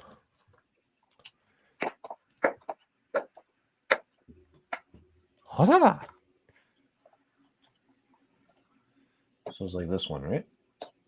The yellow core. Yeah, that's it. Looks good. I mean, these purport. How did NECA pull this off? I'm very curious. Those are all the same bodies that they use for all the Flash Gordon figures too. It's the same. That's the same body. Oh, okay. Yeah. Oh, good for them. It's a pretty cool body too. I like it. Yeah, it's a pretty classic looking Green Lantern. If Bad Wolf says if Dave Vonner created them as a Mattel employee, Mattel owns them. Yes. Was he working on Toy Biz at the time though, right? No, I think when he put these out, I think this said 2019. Oh wait, no, you know what? Sorry, the story came out in 2019. I don't know when he actually made it. So I didn't watch the whole interview. Or I anything watched the about it. video. I believe he was at Toy Biz and he showed them these prototypes. What could be possibly a DC line? They told him no. I think that's how the story goes. Not Mattel.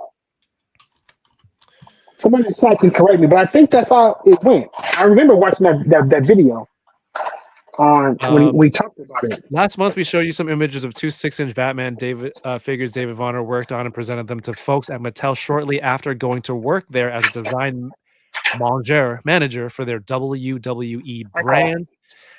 Dave Vonner used to work on Legends at Toy Biz and Hasbro. And it was his hope that perhaps he could bring some of that knowledge from working on these successful superhero-based lines to DC. Wow. DC was like, you have experience making awesome superhero toys? Or Mattel said that? And we're like, nah, we're good. That makes Well, they still have them then. If that's the case, yeah, someone there still has them. Yeah, I guess if you made it with company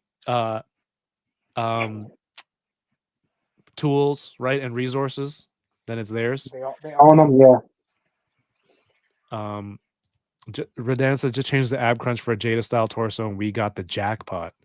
Yeah, I mean, though I think if these are maybe even a starting point for the new upcoming Mattel stuff in 2026, I wouldn't be mad at it. I would not be mad at that. Hal came with the Predator. Let's see. Ninja bots. Okay. I do want to look for the Mafex Hush Superman. So that might be my definitive one. I mean, I still have a couple of DCUC in my Justice League display. Superboy, I think I have. Power Girl. Plastic Man. Martian Man. The Martian Manhunter looks really good. And the colors are bright on that one. It's not a bad figure. Right? It I mean, it doesn't move. That line is still classic, man. That line, you know, I have a lot of good memories of those times when I was collecting that line, and yeah, we had a lot of fun. Yeah, it has its place. But did McFarland make a Martian Manhunter? Yeah, he made a couple of them. Really? He made at least 2. Yeah, and they're super short. They're shorter than like that was one of the problems, was that they were short. But yeah, he's made two different versions of that character. Well, I mean, I know a friend of the show, Ryan Dole, is a big fan of the Superpowers toy line, and then Todd has some of those scale DC figures, and Dole's like, man, we need more female characters and things like that. So hopefully with Mattel, they're able to give more some variety, or maybe some fill in some of the gaps from McFarland so far. I do have 2 of the 1/3 scale Batman cowls from McFarland. You guys open any of those? No, I haven't. No. Nope. I don't have any of the cows. No. Yeah, when I first started collecting, my goal was to build a bat cave almost, or with all the different styles of Batman's armor. But then now I think I'm just gonna collect these helmets. But then now it's like, oh, who knows how far it'll go now. Yeah, because I don't think Mattel is going to take a lot of the risks that McFarland did. The thing about McFarland, he put out whatever he wanted to put out. Yeah. Hey, this is what I like. This is what I'm gonna bring to the market. Yeah, and that's it. So he took a lot of risk, and he gave us a lot of. I mean, we got that. What is that what's the name of that? That big old truck he gave us from Death Metal. Oh, I forgot about that. He kept holding it up next to the Asian lady in his office, and he's like, "Look how that one." I mean, he does some crazy stuff, man. Like, he does some crazy stuff. Yeah. So Mattel, I don't think Mattel's going to go to those levels, or be that ambitious. Just so dumb. Yeah, what is it again? Batmobile. Yeah, Batmobile. Yeah, so that's an actual Batman. That's a Batman that had his soul and his consciousness transferred to that truck. Were his parents also two cars that got into an accident? Not, Oh, two cars that were they got jacked and then they crashed in the getaway in a highway chase and left Batmo Beast as an orphan.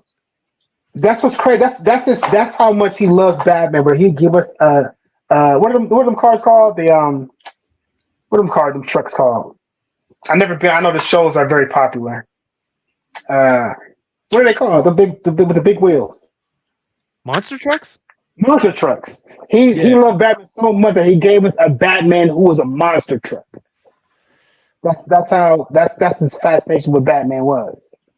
Dude, we got a 1/12 scale, the Sean Gordon Murphy Bat bike, and it was $20 or $25 at retail. Right? You got the Skull motorcycle. I don't even know which one that's from. That's from Death Yeah, exactly. Those are cool, man. Who's putting out 1/12 scale vehicles at that price? No one's gonna do that. They're not going to do that. I mean, so I will give him that. He took a lot of chances and he put out some kind of cool stuff. I got that Batmobile. I think it's a cool little vehicle. I like the paint, like the shading on it. Mm-hmm. Does it have a utility belt? I you know what, DK, can you make a note for me for after the show to look into the backstory of Batmo Beast? I want the backstory. I want to know what arsenal he has. Does Batmo Beast have another vehicle that he rides? Does he have a sidekick? I want to know all these things. Yeah, he talks in everything, man. It's like a real person. He talks. It's like a real person. He talks in everything. Yeah. He searches. Does he appear in an alleyway behind Jim Gordon of that universe? It's like, where did you come from? I leaves in the middle of a sentence. I don't think he had an actual origin story like some of the other amalgamations, but they do kind of briefly go over where he's from or what his deal is. They explain how his consciousness, how he's from like a Mad Max type of planet, and there was nothing left but this monster truck, and he was dying, so he kind of pulled like a Chucky, and he kind of did this ritual where it transferred his consciousness into this car. And that's how he's able to survive. Yeah. DK, if you were dying and a magical fairy came up to you and they said that you could live on, I would transfer your soul and consciousness into one non-living object, what would you choose? I'm just gonna say refrigerator. Whatever first thing came up to mind, refrigerator. Why not mobile? You just stand in the kitchen.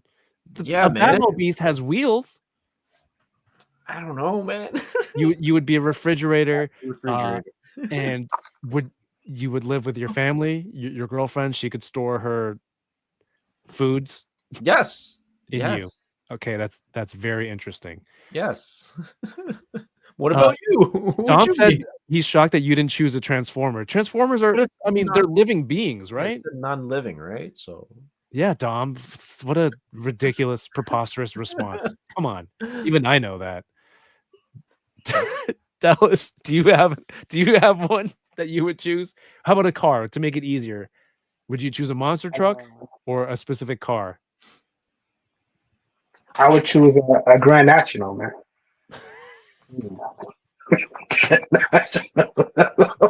Okay, did Kendrick cut a hole in that one on stage and they were all coming up from under the stage? Yeah, that had to be a prop car. That wasn't his. That wasn't his car. That was a prop car. Yeah, that's funny.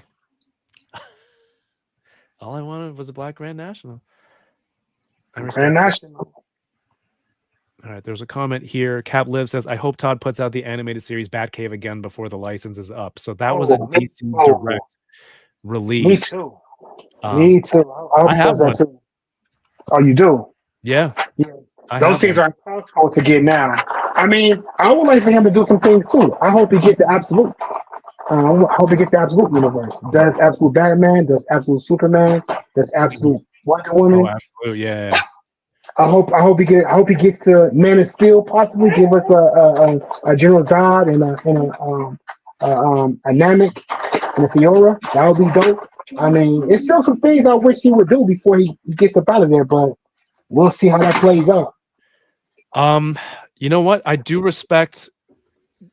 I also love the '66 Batman. I used to watch it a lot when I was a kid on reruns. I'm not that old that I watched it when it was live coming out, but I did watch it when I was a kid. And so that made an impression on me.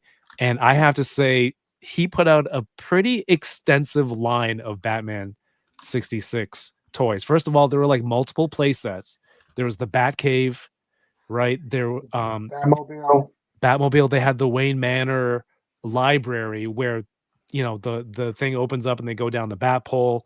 A bunch of villains, which I don't know if they've ever even been made in action figures until that point. Like who's the Pharaoh? Just Pharaoh? From Batman. There was like a Pharaoh themed villain. That was really cool. That's a really cool line.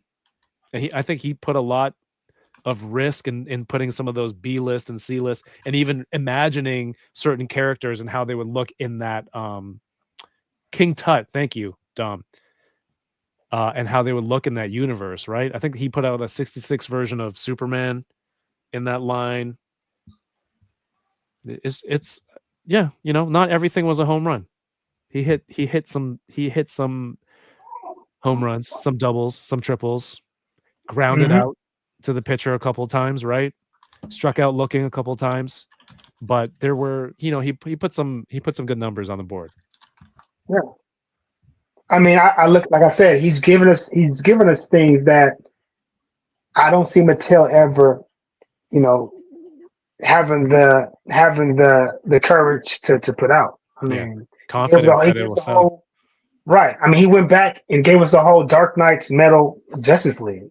Like, I don't, you know what I'm saying? And, you know, I just don't see them. I think that I see them stand very conservative, sticking with the characters that people know and going from there. Oh, that's what I'm saying. I wonder if if we're going to get any product for Superman Legacy or not.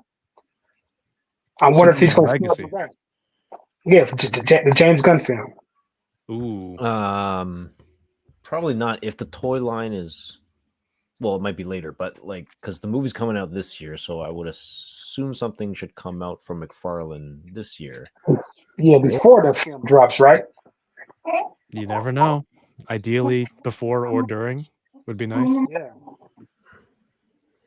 So Tom is crazy enough to put out figures of himself without shoes, says Dom. I'm still in awe of that figure. Okay, so what's pricing like for Mattel WWE right now, and Motu stuff? Because I don't really. I see the Massive stuff. That's like almost always on clearance. Every time I go into Target, I go over there and I take a look. But those were retailing for like those were like kind of expensive because it came with like a lot of, depending on which ones you were buying, like the single pack one with like this He-Man right here. These were like $30, I believe. Then you had the ones like Trapjaw who had all the accessories and had all of those cloth goods. He would maybe be like around 50. Mm-hmm. So yes, so around that price range. I don't know what the WWE stuff is going for, but the Massiverse was like kind of competitive with what Legends and McFarland is doing. Okay. That same price range. Okay. Hopefully we can. I mean, hopefully it's around that, and then, you know, if they show up at retailers, kind of maintain that price point, right? Okay. That's what I would think. But you know, it's kind of. You know, he's remember too. McFarland still has other licenses too. He still got that Warhammer license. Yeah. For one, like, you know, he still got these coming. So he's still that. It ain't gonna be the end of the world for him. That's for sure. But I would be lying if I said I wasn't. I'm affected by him, going. All right. So final thoughts. Do you think McFarland's gonna have a chance to extend their license? That's Or the is this thing. I mean, year it? who's to say? I mean, who's to say he can't? Who's to say that Warner Brothers doesn't say, you know what? I'm gonna give both y'all the license. McFarland, you do 7-inch.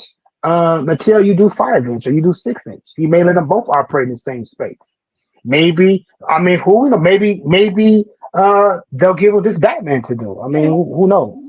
The way that's written, where a press release is written, it seems like they're out. It seems like. I mean, it kind of seems. I kind of think that it's over. Hmm. And if it was a situation where Mattel wasn't taking over the thing completely, then why even do this whole press release in the first place? And at Toy Fair, right before Toy Fair. Before Toy Fair, too. Yeah, right before Toy If Fair. they're going to cut Mattel in, then why make such a big deal out of it? Let's cut them in. Y'all making it seem like they got the whole license. I mean, they're making us think that Mattel has a license and that McFarland is out. That's the way it's been received. There's a lot of I think just is it inferred? Is it implied? Are we? I think so. I mean, I think all things considered, it being Toy Fair weekend, the way that was worded, the big deal they're making out of it. I mean, what I'm saying is, if they didn't get the license back, then why are you saying they got it back when all they did was splitting it? The press release says Mattel DC license. Mattel got it back. Yeah. It's like they're making it. They're inferring that they're going to have this license going forward. It's gonna remain here. It sounds like. And right? It's not like McFarland ain't seen no tweet out saying I'm still here. He ain't said nothing, so he's going to feed into it too. Yeah. If That's going to tell him too. Why has McFarland said nothing? I mean, he's kind of going along with it. He didn't say, even though there's a risk to his business, there's a risk that some countries might back out and say, well, I'm done then. If it's over, it's over. I'm out. Even that there's a presence of that, he's still not willing to say nothing. Yeah. McFarland didn't put a diss track or a track up to go up. Nah, he's not going on Mattel. Exactly. Do you think, DK, he went to that little Asian lady in the office? She's like, bring the camera around. I have to clap back at Mattel right now. I mean, I heard, this is a bit serious. I heard that a lot of them employees didn't find out till today. Oh, wow. That's what I was told. Yeah, so it's probably just high level negotiations, right? Between Mattel, DC, and McFarland. Like, I'm pretty confident that McFarland probably had a chance to bid for the license, right? But yeah, I guess ultimately the timing of it is also, like McFarland's is ending and then Mattel starts afterwards. So the timing is also kind of leading us to a certain answer. I think that with Toy Fair being this weekend, keep a close eye on what Todd McFarland Toys is going to show, right, to retailers. Because Toy Fair, I didn't know this until like last year or the year before, but for those who don't know, Toy Fair isn't like an open convention where people go and buy stuff. It's like toy companies going this huge convention and they're going to retailers and they're like, hey, we're going to have this, and this for sale, and we're going to have these lines coming up. And I don't know, do they shop out their lines or let people know like, hey, carry us on your shelves? Do you want exclusives? Things like that. But it's very like, it's all industry, right? So if there's any McFarland DC reveals this weekend, if we see any, wouldn't that kind of be indicative of like, oh, they're still going, without really saying that they have the license or they don't have the license? I mean, if he's there to say, hey, this is what I have for the rest of this year. I mean, this is only February. I mean, it's barely March. So he's still, still time left on the clock. Yeah. He still got stuff to sell. It's a lot of time left. It's 2026 until they have, It's very suspect. His contract ends on the 31st. They're coming in the weekend of Toy Fair. They're saying that. Is there any press in Toy Fair? Anybody giving out interviews? Any of that? Yeah, there's a lot of toy Okay. our friends Machu and J Shot from Between Two Sentinels are gonna be I think they have press. The Toy Daddies have press. So last year I've seen like Pixel Dan do interviews with Todd McFarlane at Toy Fair.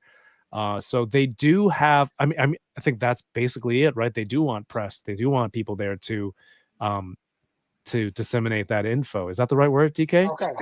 Yeah.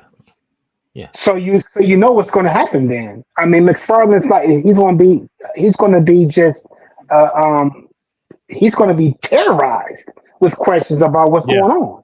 If you go to his page right now, go to McFarlane Toys page right now. That's all they're asking. What's up? You got the license, that's all they're doing. That's all they're asking. That's So true. he's gonna have to deal with people just. Nothing more important right now. Yeah, that's people want to know. Like, what's up? All right, DK, want to shift gears over to, since we brought up Toy Fair is this weekend. It seems to me and DK that like doing an episode of What I Miss of toys from last week, putting it out on Monday of Toy Fair, it doesn't seem very productive. It would just get lost in the ether. So what we're gonna do is with Dallas here, he's cool to hang out for a bit. We're gonna show you some of our highlights for a live episode of What I Miss, and then next week we will cover Toy Fair, right, DK? Yes, that is correct. All right, sorry, no, I didn't know you were still going. Go for it. Sorry, no, yeah, we're gonna do an episode of What I Miss. What I Miss. Yeah, What I Miss. And thank you, people who are still watching. If you have a second, if you haven't already, leave a thumbs up on the video. Appreciate you. Let me know in the comments or in the chat right now what you think is going to happen with the McFarland DC license. But hey, let's check out some of our highlights of the week. Before we get into these, you're Dallas, you're into like DC and Marvel and Warhammer, all that stuff. You touch on some anime too, right? Mm-hmm. What are you into right now? One Piece. Oh, not One Piece. One Piece. I was going to say One Punch, but I do like One Punch. But One Piece is like at the top of the charts right now for me. I just really love what's going on with Luffy, with the Straw Hats, with the whole story. It seems like it's coming to an end at some point further. So I don't think he has another 1,000 episodes in him. I think Elbag might be the final place before we go to before you find for going to Laugh Trail. Yeah, so I think we're coming around the corner at this point. But I really like what's going on with Luffy. I like what's up with Gear 5. I think he has some more juice in the trunk. I think he got another transformation left in that mode. So yeah, I'm loving One Piece right now. Nice. That's what's going on. Yeah. Oh, Radance has a good point. Being the last McFarlane figures, they could sell more. Fans think it's going to increase in value. You don't say anything. You don't say that you're losing it. And the speculation of fans thinking that, oh, what if this is the last of it? We're going to buy everything now. And then he just, we renewed our license also in 2026. Yeah, you're right, because it would be to his detriment if he was to come out and to give any comments, or more importantly, to say, you know what, I ain't got the license no more. Yeah. Like I said, I mentioned James Gunn earlier. If James Gunn hadn't said that about Aquaman 2, about The Flash, about all those projects being creative dead ends, more people would have come out and saw them because they would have thought that these are still continuing. Right. What would be the point of watching that? Now that I know it's ending, what's the point of me watching it? It don't go nowhere. It don't lead to nothing. You're going to recast everybody, so it's unimportant. Yeah, and it probably hurt toy sales as well. It's like, why do I want the Michael Keaton Batman now if it has nothing to do with the future? Well, Michael Keaton Batman is timeless, so I what I want this Aquaman figure for. Yeah. Like I'm surprised that Mayfix is releasing an Aquaman 2 figure. Like that just seems nuts to me. That's crazy. Like who's checking for that? Who wants that? Was Blue Beetle? Is Blue Beetle part of the new universe, or is that the last? So this is what happened. He is allegedly part of the new universe. But when James Gunn came out, everyone assumed that Blue Beetle was a dead end too. Right. That's one reason why that movie flopped, because nobody went to go see it. Poor Blue Beetle. That's because I heard it's a good movie. Yeah, it's decent. Yeah, it is. It's not bad. I enjoyed it. I liked it. It's on streaming. All right. Josh Brown says, yes, we are doing it live. All right. So we're tuning in a live episode of What I Missed. These are some of the toy highlights, some of our favorites of the last week. And, the week gets busy. You don't know. There's a lot of news. You don't pay attention. You're not a social media addict like me. And so, we bring some of our favorite styles. Feel free to chime in at any time when we bring these up. DK. So First first up, we got the SH Figuarts Shinosuke Nohara. Did I say that right? None of those words were spoken correctly, but please continue. Okay, so in Cantonese, it is known as Lapat Siusam. But yeah, no, this is an old kind of like an anime figure of a kindergarten, a mischievous kindergartner. And yeah, man, like I dig this. Like I used to kind of read some of the comics, the manga, like as a kid, right? Very pervy almost. He's a little pervy. Like he was often naked.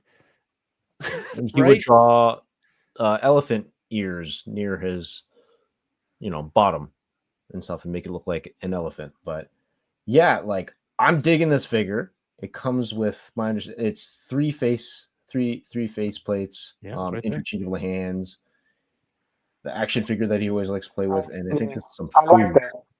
I like that he comes with the holding the action figure. Well, it would be dope if he got a Deku as a kid holding a little All Might figure.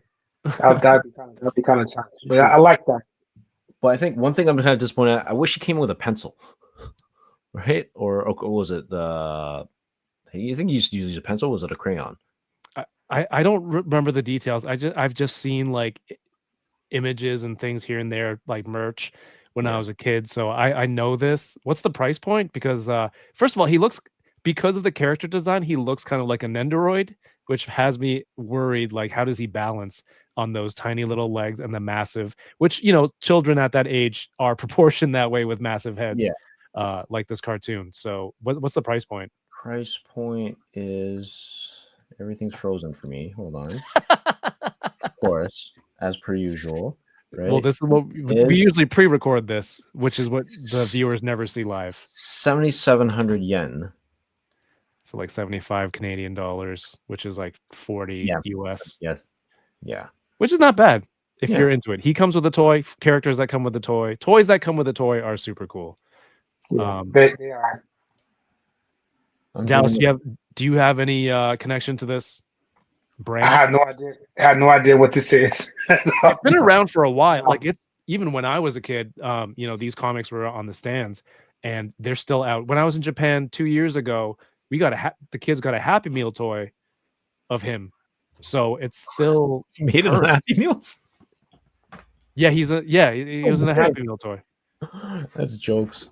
Charmaine Walls, new name in the chat. Thank you for being here. Says the head is huge.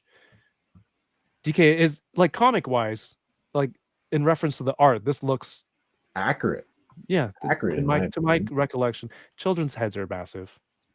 Balantibor says this is a must buy. Expressions are great. This is I don't know. If I see this in Japan, I'll buy it. I don't think it's going to be out in April, but I'm curious. I like it though.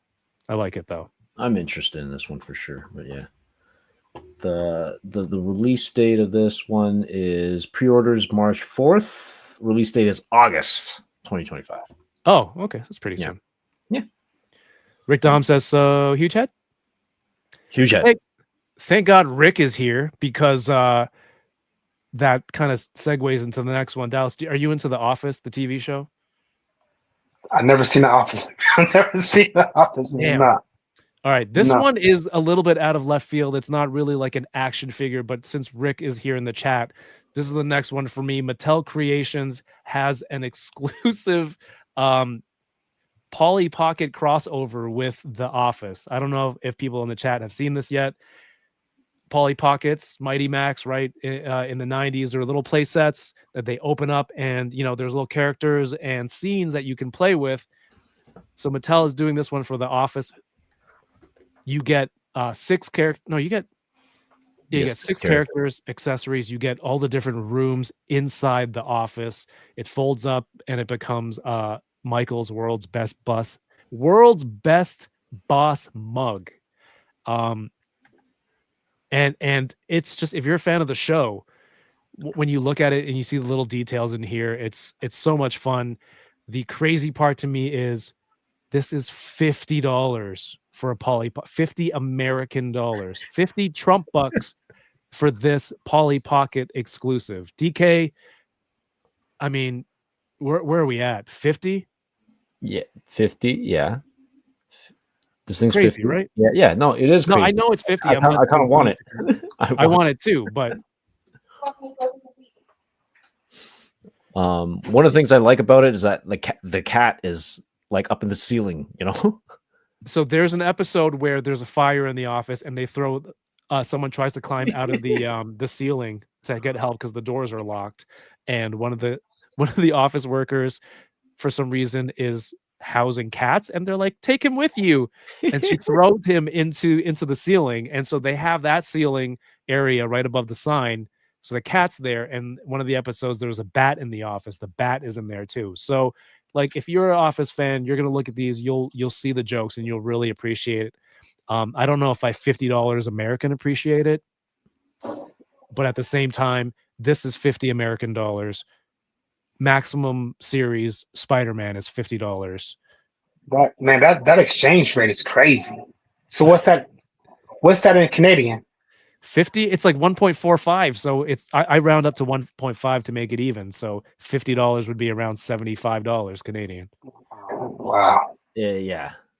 That makes this, man.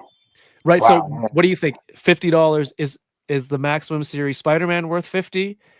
Is this worth 50, or neither of them worth 50, Dallas? I'm not buying either one of them. I say no. It's a hefty price tag. Yeah. Well, especially this is Mattel Creations as well, right? So, and you said it's an exclusive. What is it? Like a website exclusive? What? Mattel Creations, I think, is only sold on their site, and their little special collabs or limited runs on things that don't make it to retail shelves.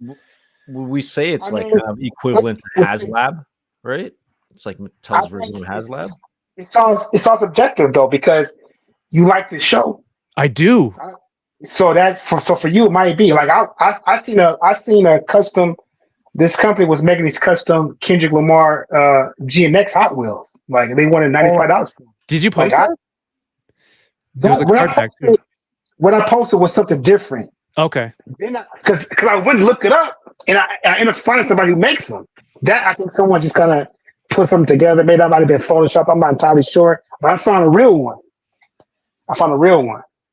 Do they have Grand National? They have the Grand National Hot Wheel. Yeah, they do. Yeah. Okay, They so do. they have the skull for it. Huh? Yeah. They said what? No, they have the skull for it. So then, yeah, it's possible one day. You know what? You're totally right. It is subjective to, the eye of the beholder. I love The Office. I've watched it like 6-7 times over. It's just great. And so $50 for this, or the Lego set. The Lego set's really cool too, but it's big and it takes a lot of space this way, right? But this folds up into a little coffee mug. It's space is the value here. Yeah, Dom says it's not really a HasLab, DK, because I don't think this is crowdfunded. They're just going to make this and it's sold exclusively there. Figure Fury says $50 is pretty steep, but they have to pay for likeness. I'm not in the toy industry, but there's no way they have to pay licensing for The Office. But there's no way this is character likenesses with these toys, with these minifigures. First of all, they're like the size of a thumbnail, Polly Pocket, and there's not enough character detail on these faces that I think they need to pay or acquire character like. I think it's like Funko Pop, right? The faces are generic enough that like they can make whoever, because it's like a very generic version of that character, and not much of the actor is being used, from what I understand. Again, not an industry professional. Jason says the detail on this thing is killer. We did that banner on my kid's birthday one year. He was an interesting 11-year-old. Your kid sounds cool. I had a funny. I want to tell this real quick. I had a funny experience at IKEA yesterday. My kids and my wife went to go grab something first. I was finishing my coffee, and I'm wearing my Scarface hoodie, and on the back is a portrait of Tony Montana. And these two 6-year-olds come by and they're like, "Hey, that's a cool sweater." I'm like, "Thanks." And I was also concerned, why did these two 6-year-olds know Al Pacino? And they're like, "Yeah, that's Justin Trudeau, right? Justin Trudeau is the Prime Minister of Canada." They thought I was wearing, first of all, they mixed up the faces of Justin Trudeau and Al Pacino. That's the first mistake. That's insane. Secondly, why would I wear a hoodie of the Prime Minister? That's just wild. So I'm like, no, it's an actor. It's from a movie, and these kids are like, "Oh, I want to be an actor." So I ended up chatting with these kids for like 5 minutes in an IKEA. It was a funny experience. But I can't believe they thought it was completely different character. All right, we're moving on. We're moving on from The Office. $50. Chat, let me know. Are you gonna get it?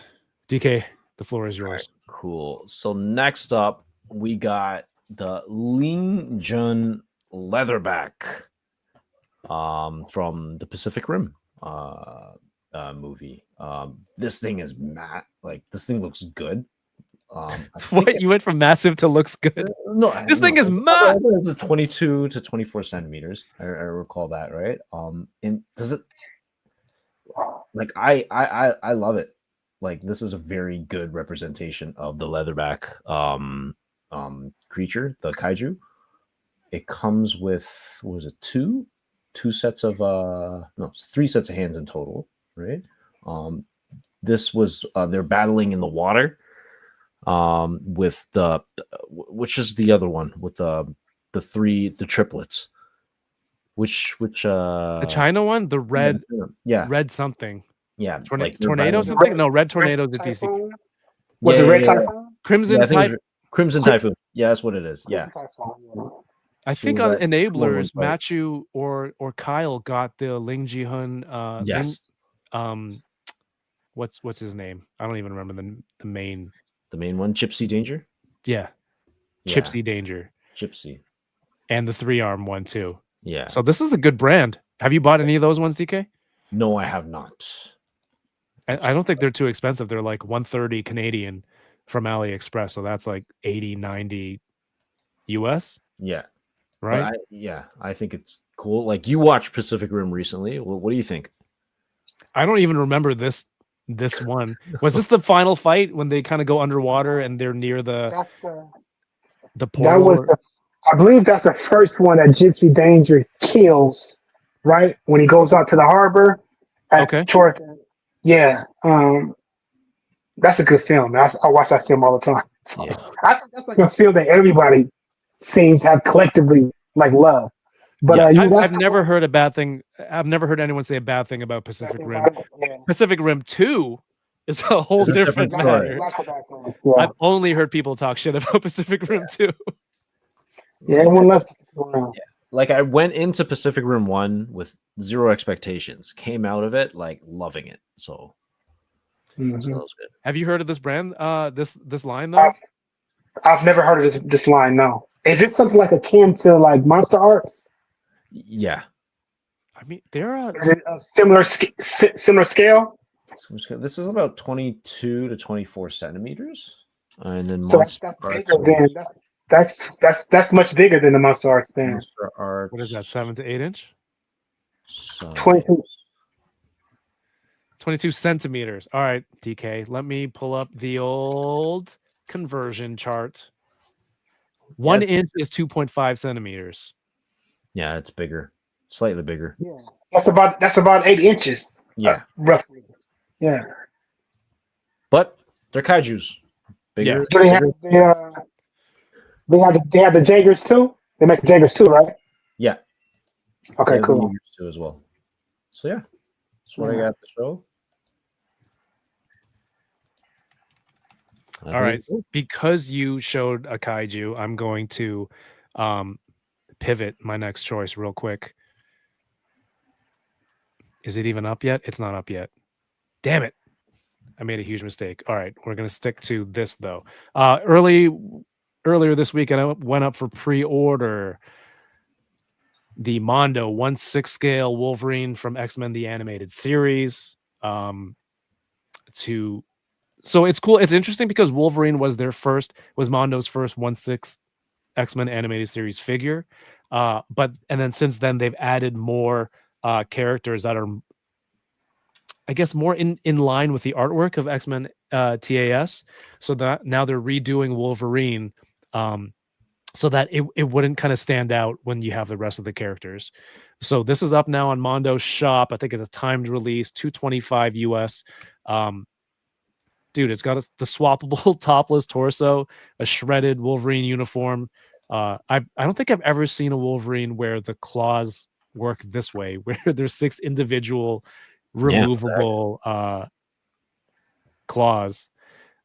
Display stand, Sentinel head display base, portraits, and of course the the best part is the Jean and Cyclops. Why doesn't this zoom no more?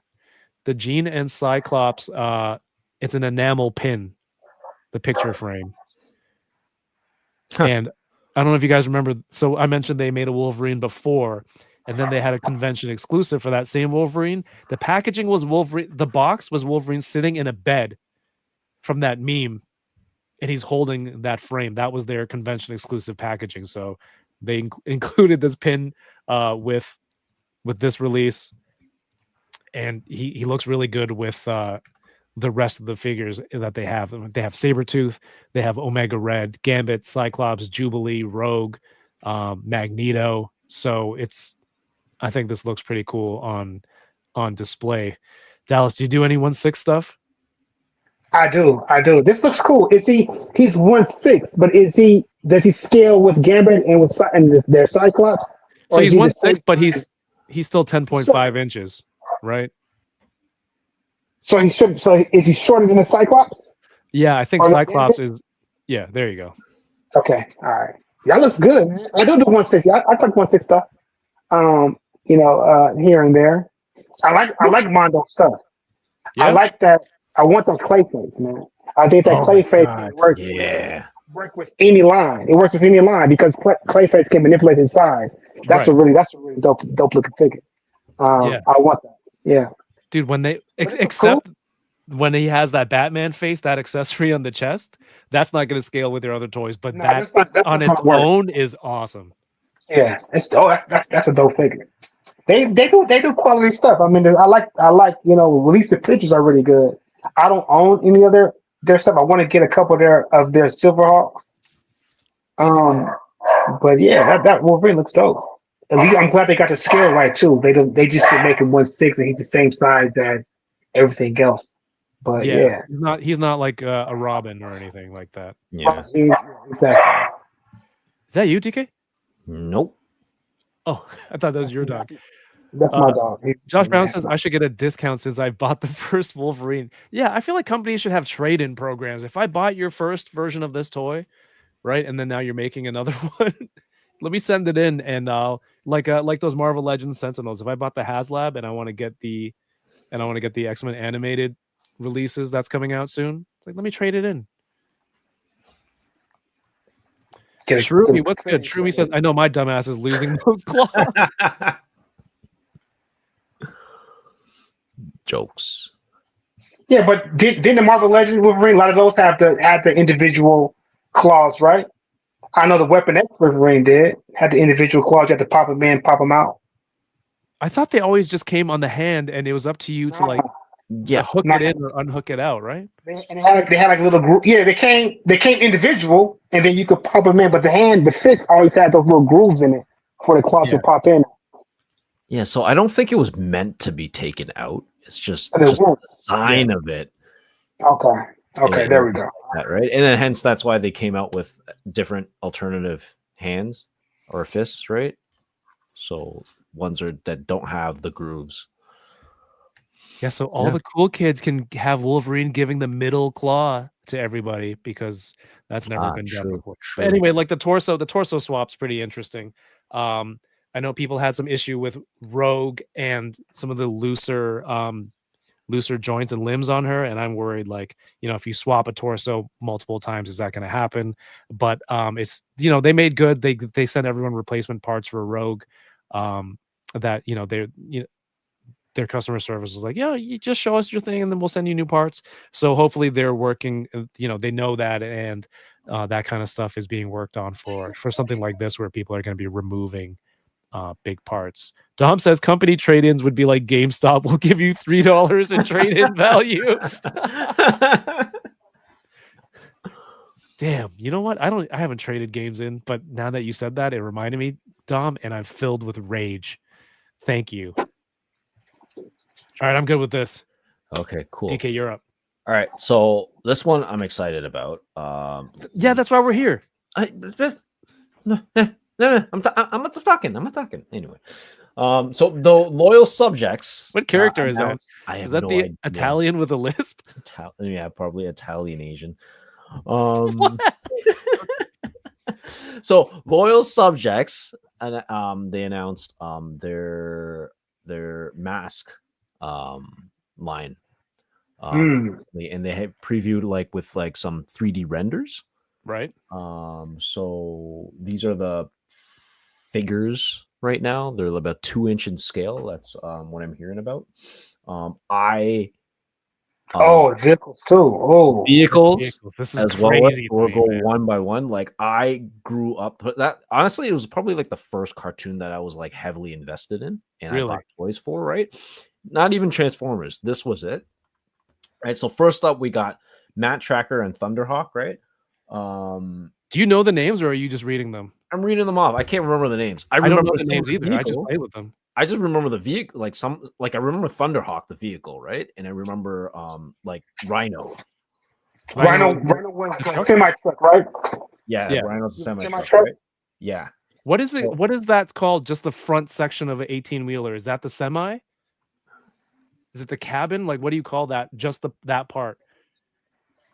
The front part where the engine is? Yeah, like just the Optimus without the trailer. What would you call that part of the vehicle, DK?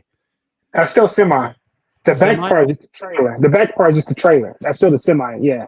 It's a semi. That whole part is a semi. Then that has a trailer. Yeah. Okay. Yeah. And then Optimus Prime is just a flat nose truck. That's what they call it, I believe. But yeah, anyway, that's what you should put your soul into. A semi. Yes. And then sorry, go for it. That's what I should. So first up is obviously Matt Tracker and Thunderhawk, right? It looks good. Like right now, like we'll see probably more illuminated pictures. Like at like when Toy Fair happens, but this is just a tease, right? Yeah. Next up, this is the villain, Miles Mayhem. I have this too. Miles Mayhem with Switchblade. I never had this toy. Like, I had Thunderhawk. I never had. Which one is Thunderhawk?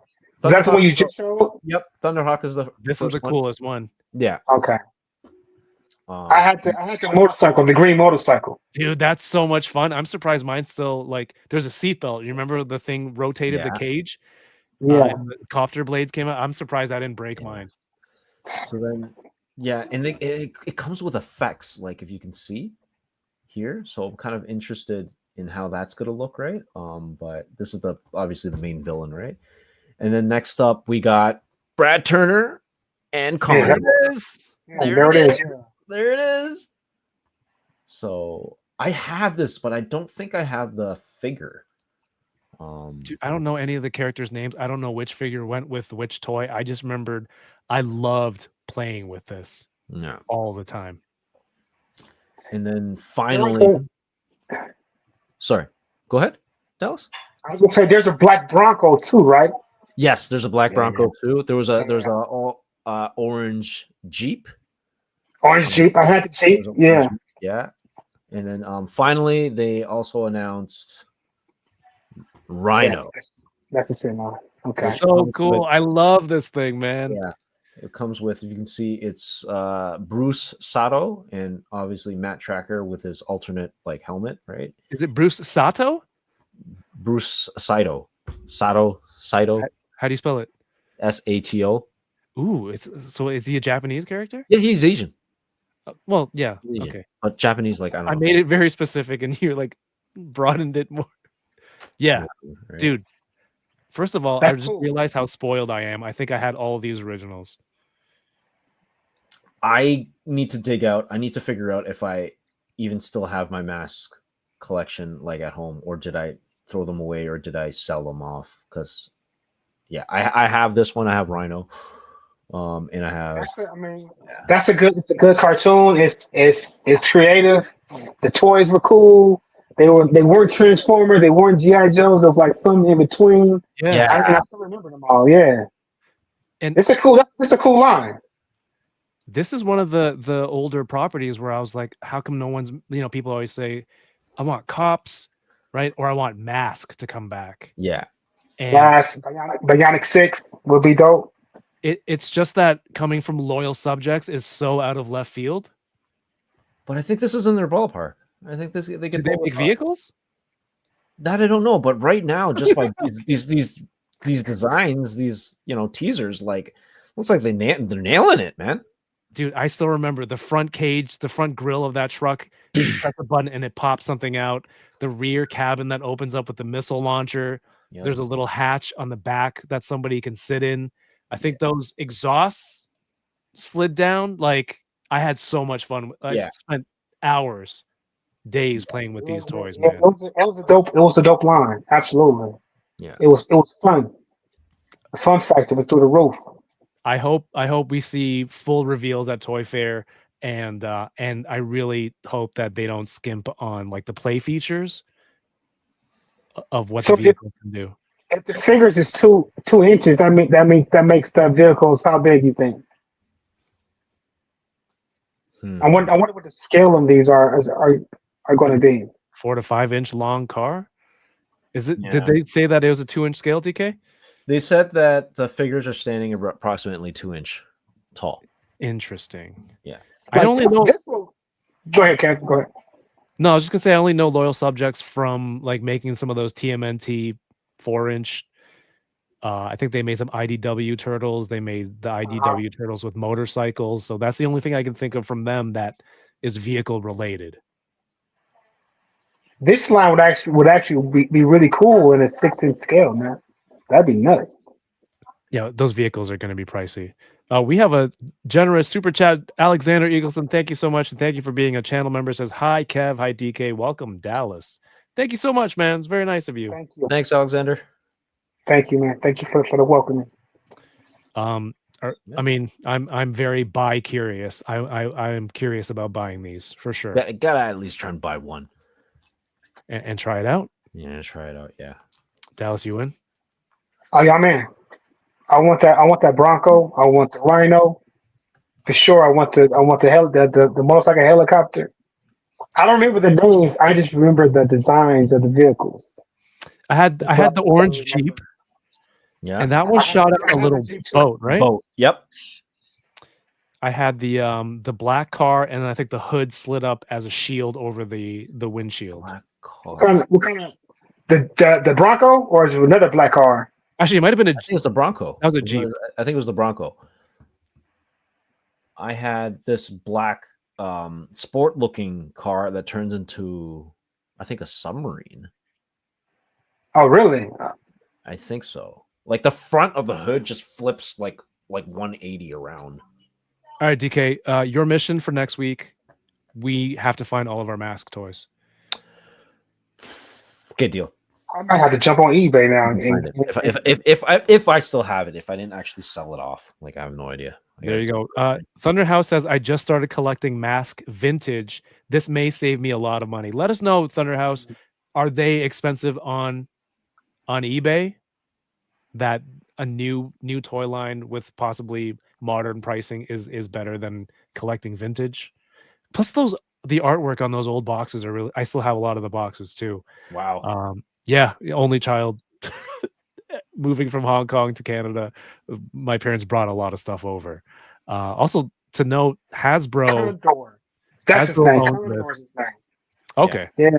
Brad Hasbro owns this. with This is Condor. licensed out. Yeah.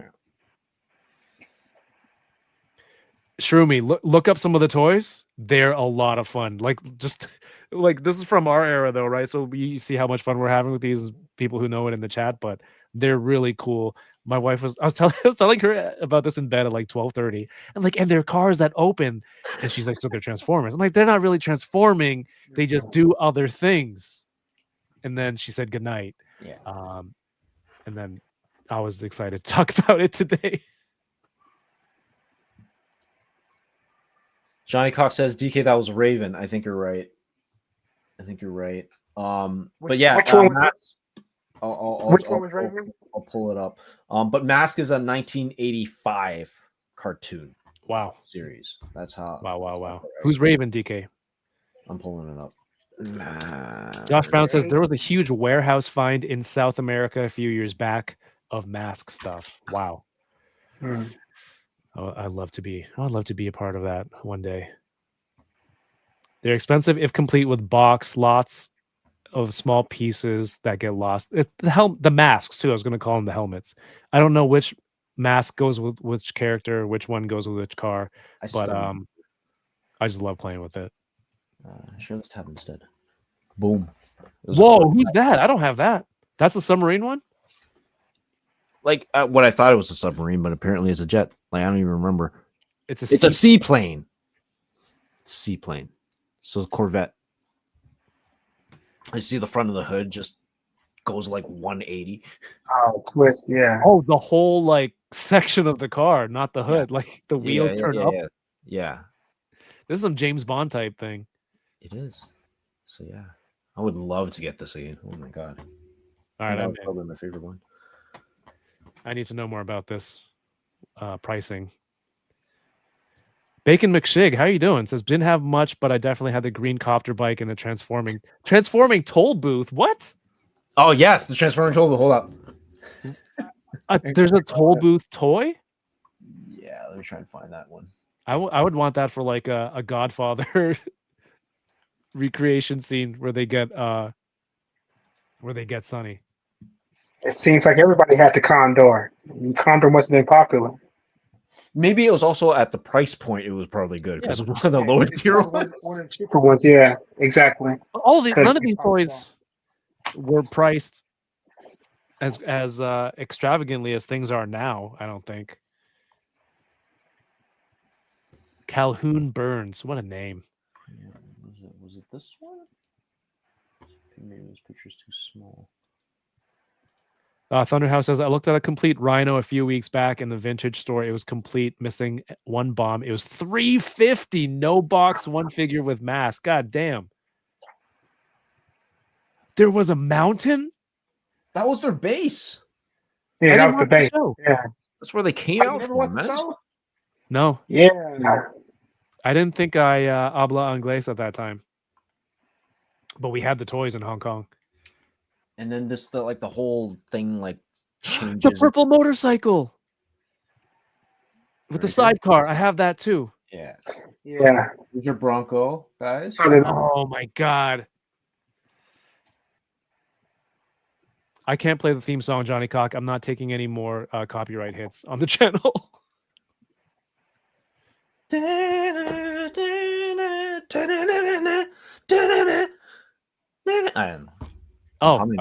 Don't stop. I don't remember it. That's as much as I know. Okay. Something right, Secret Rangers. Oh, the kid with that little R2 looking thing at the front with one arm that comes out and the wheels. I have that too. Yeah. Cool. Hell yeah. All right. Let's move on. We spent a lot of time on this. Cool. Your turn. Sorry if you haven't caught up on DBZ. Daima. I haven't either. But that doesn't stop the toy machine.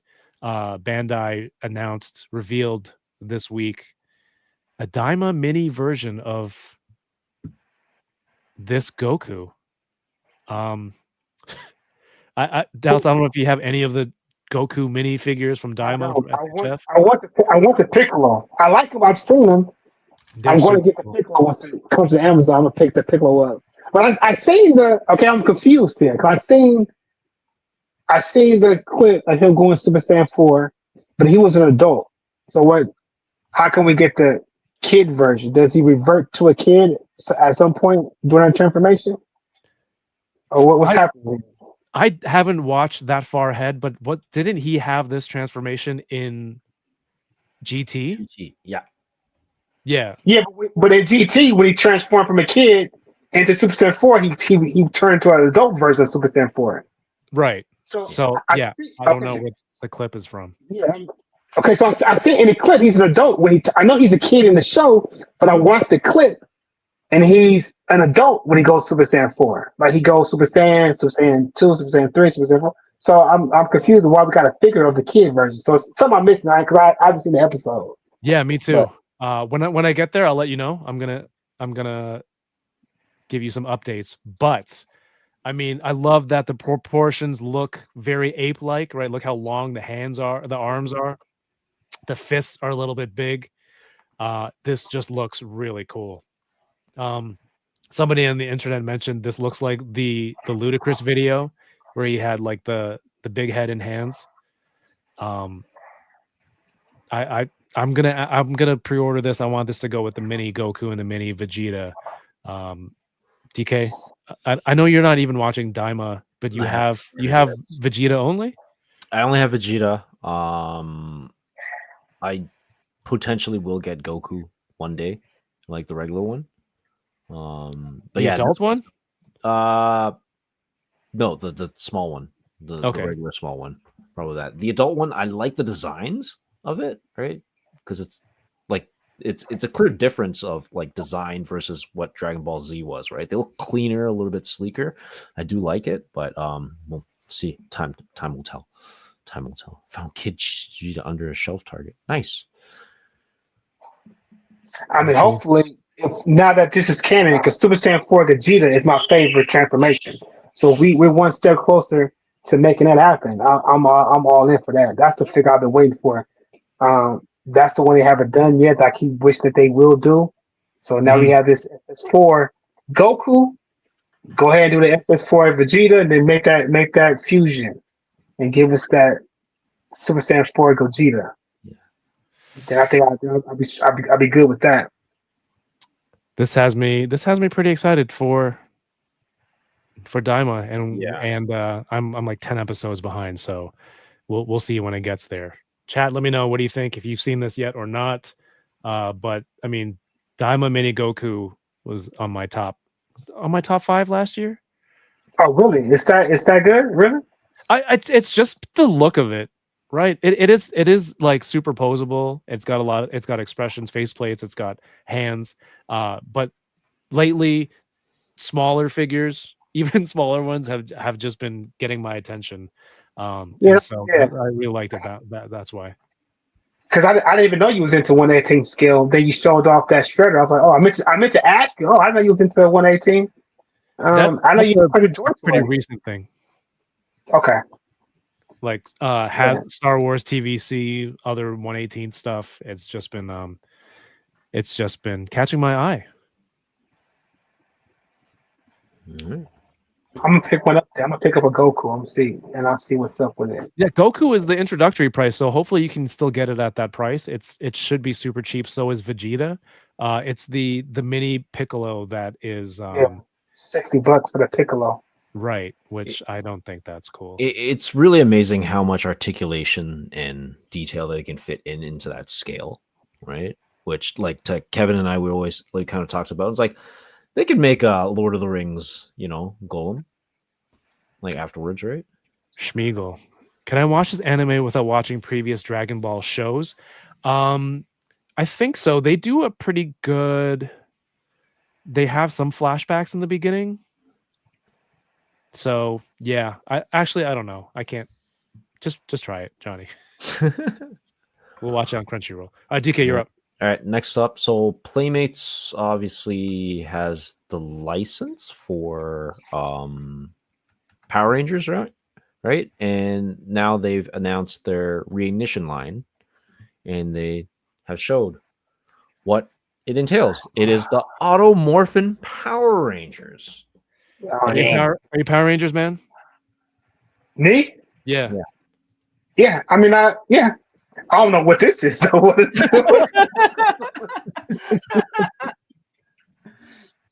You know what? My favorite. Yeah, I do. Actually, interesting enough, my favorite are the Gokaiges. I mean, I love them. Man. I love Perfect. them. Yeah, but But yeah, this is the first thing they've shown. Like they've shown silhouettes of some figures, and then these full reveals were shown, which I don't think are the same silhouette figures. The silhouette ones are probably like regular toys. These ones are the ones that are the flipping heads, Yeah. which um, A have been done before back in the 90s. B, Hasbro did them a few years ago, and then now these are coming out again. It's just like how many times can it's a property that's how many decades old that what haven't we seen? Right? How many new people are getting into MMPR that are I don't know. They're like, I want these again. Yeah, no, I don't know. That Pink Ranger just looks off. Pink Because they Ranger got to looks fit her head in that body. it's such a wide body, man.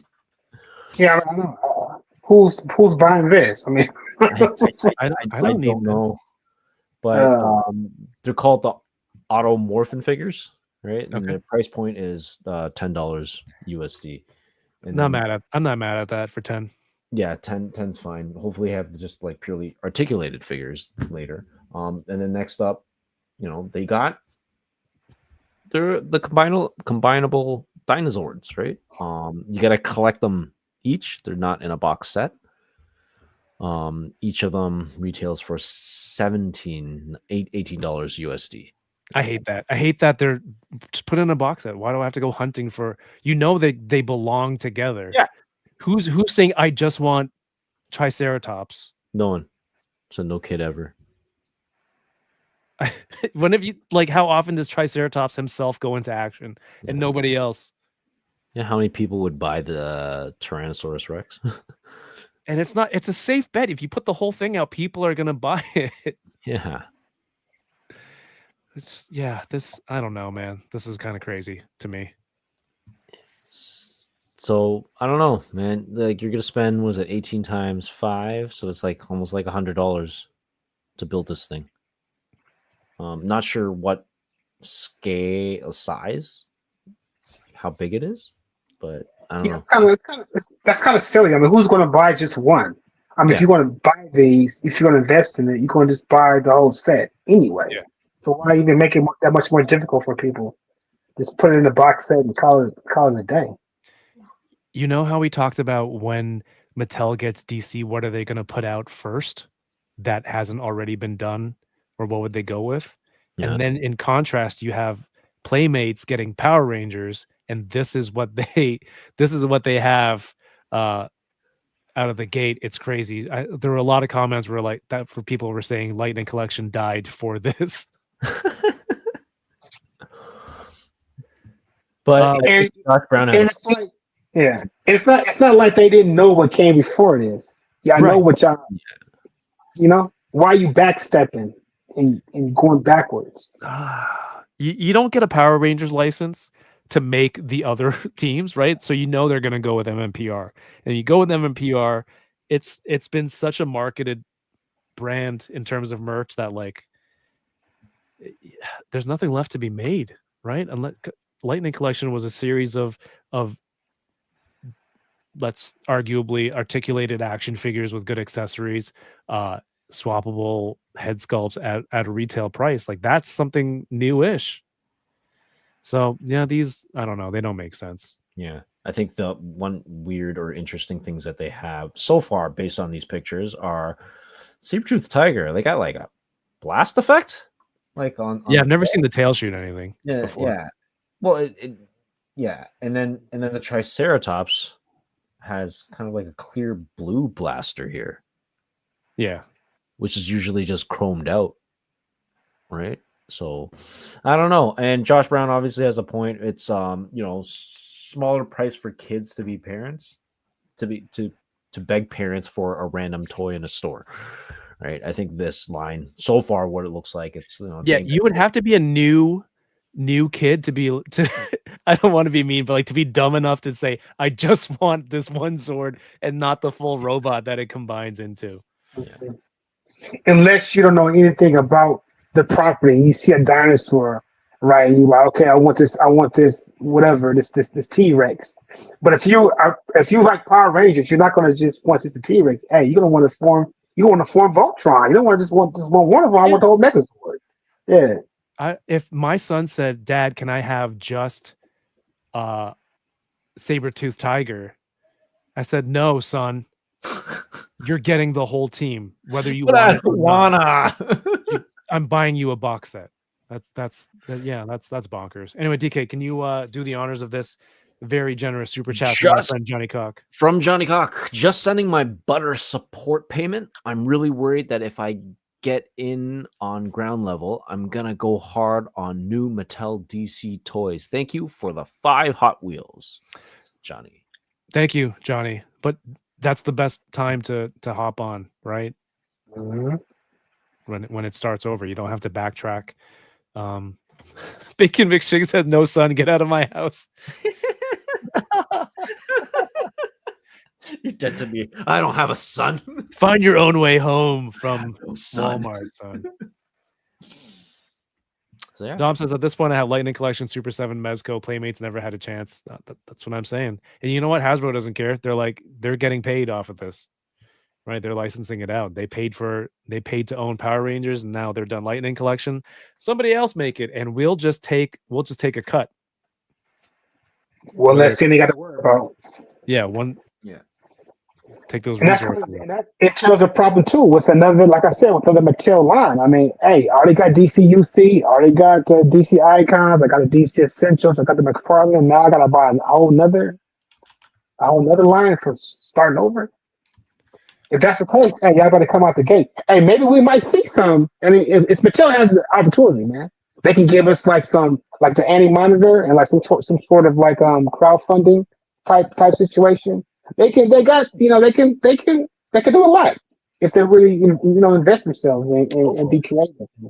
Yeah, go for it. DK, are you showing us something, or are you done with this? No, sorry. I'm looking for. Yeah, I'm done with this. I'm looking at Titanus for the Zord Ascension. A project. They didn't make that, did they? No, just seeing if there were any rumblings or talks about it.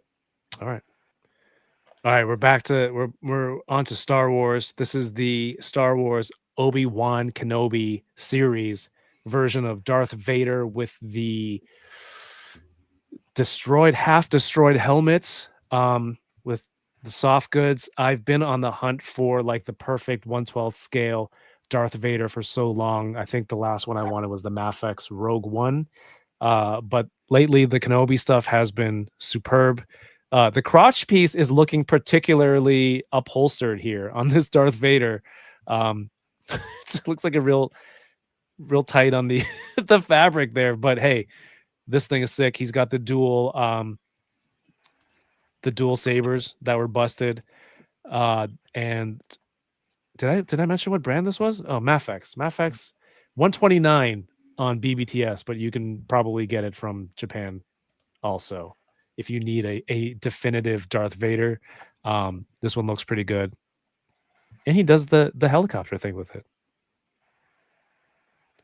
And soft goods wired cape. I think this gets in some pretty good posing, like the basic kind of museum pose here, and then the action poses from the show. All right, DK, you're up. Oh, Dallas, you got something for this? I was just going to say, it just reminds me. Look at this Darth Vader, and you mentioned looking for a definitive version. I remember we had no Darth Vader action figures, and then Black Series came with one, and then Figure Arts came with one, then Mayfix came with one, and then I think there was even a model kit version of Darth Vader. Then there was Return of the Jedi Darth Vader. There's a New Hope Darth Vader. Then there was the Empire Strikes Back Darth Vader. And at some point, it's like, man, how many Darth Vaders do I need? So you have like Darth Vader from Return of the Jedi from 3 different companies, right? Yeah. It's like, man, I keep buying the same figure like over and over again, trying to find that perfect, definitive version of it. Yeah, that looks pretty good though. That looks pretty cool. They do have a Hot Toys version of this specific look. Thunderhouse says, I'm going to sell my Hot Toys version of this and get the Mafex instead. Josh Brown says, the Vader's cod piece is always wild to me. It looks like he's doing a chin-up, says Johnny Cock. So would this costume be his new Hope look? It's supposed to be right not right before, right? Because Rogue One is right before. But I think it's pretty close to there. Well, no, that was like 7 years before A New Hope. Maybe there's Which one? What was? Obi-Wan? Kenobi. Yeah, Obi-Wan, because he was on Tatooine for I think 7 or 8 years, right? And that those two suns on that planet really aged him. Really I was gonna fast say for- that, like, man, that man age is like age. I think that's what it is. Okay, that makes sense. That makes sense. There's two All right. suns on that planet. You're twice as dehydrated. You need a lot of lotion. It's a desert planet, so he's going to age more severely. DK, let's save that one for last. The one that you have. Okay. Is that the last thing you have? That's would be the last one I would talk about. All right. Do you do Dallas? You do GI Joe, right? Or you're a fan of GI Joe? Only a fan of GI Joe. Do I do classified? I do classified figures that I had as a kid. Okay. Yeah. Because that line. Go ahead, Kevin. No, go ahead, man. Because what happened with this line is I didn't get in on it at the beginning because they made it so difficult to collect. They made these figures difficult to find.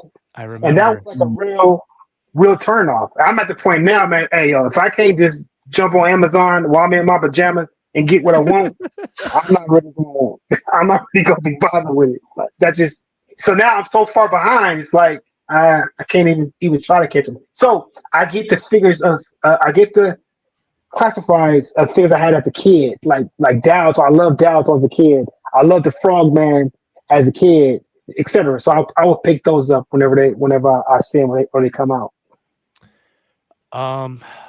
I don't collect any. I remember the first waves and people were saying it's hard to find. I do remember that.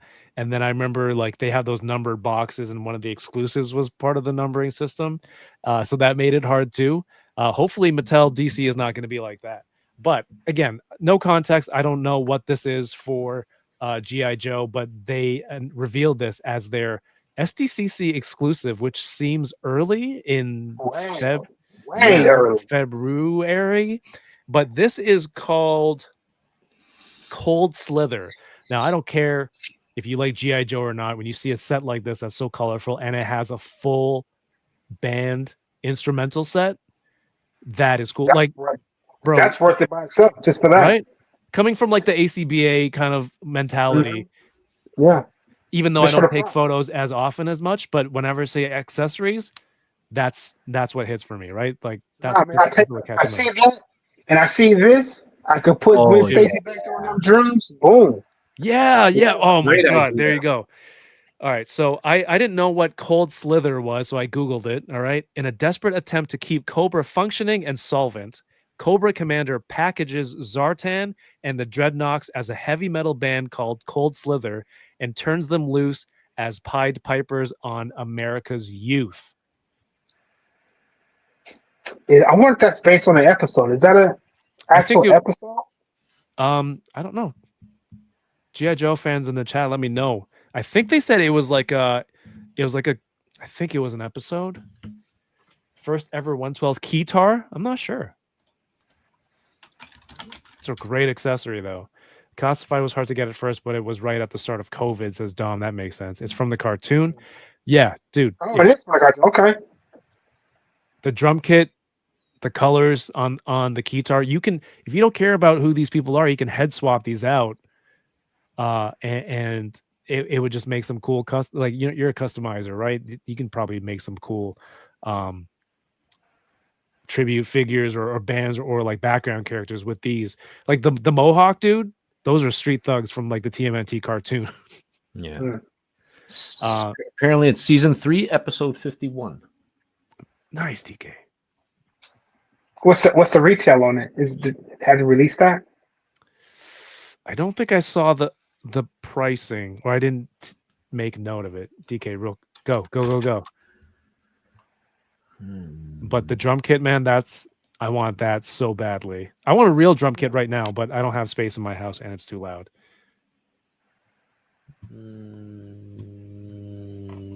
Nah, I can't find anything yet.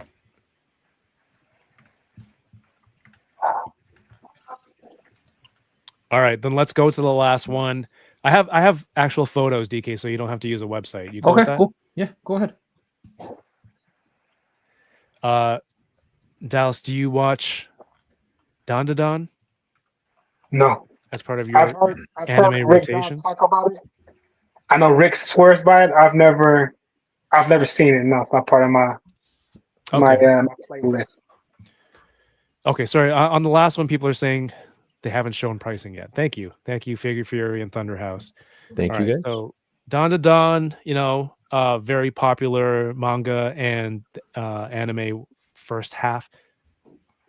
The first season just finished a few months ago, and 2 figures have come out so far, and now they have announced the third. I hate waking up to a new toy reveal because I feel like I'm behind when I wake up because they announce them Japan time, and by the time I wake up, it's like I want to post about this now. I'm too late. Yeah. But SH Figure Arts revealed the Granny Seiko Ayase from Don to Don.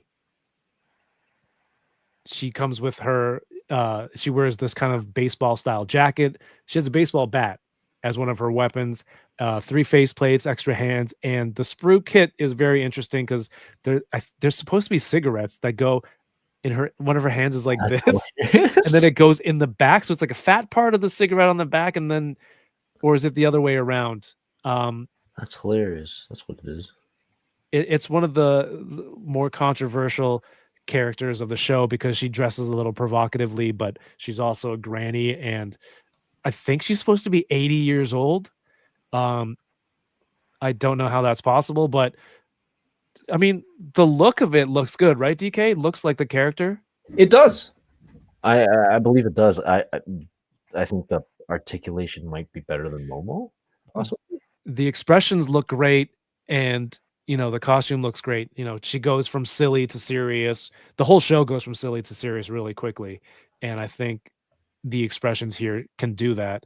But the first 2 figures that came out in this line, the articulation was really limited, and we don't know what the. Do I have Momo here? All right, and big and me real quick, DK.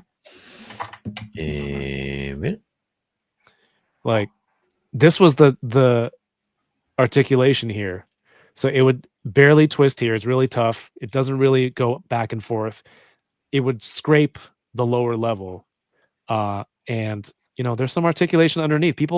I bought a soft goods kit that would replace all of this, and the same with another one of the characters. So it seems like with this articulation here, looks like it's the same thing, right? Just one line and whatever moves underneath the yellow sweater. well, hopefully the sweater, because it's not like Momo's. It's like one full thing, right? This is kind of like it opens up, right? So maybe that'll help your articulation, right? Because the jacket opens up. I don't know. I don't even know if the jacket's connected. If the jacket is connected to that It sweater, looks like it's connected. I hope If not. it's That would be. connected, then it's no Arctic right there.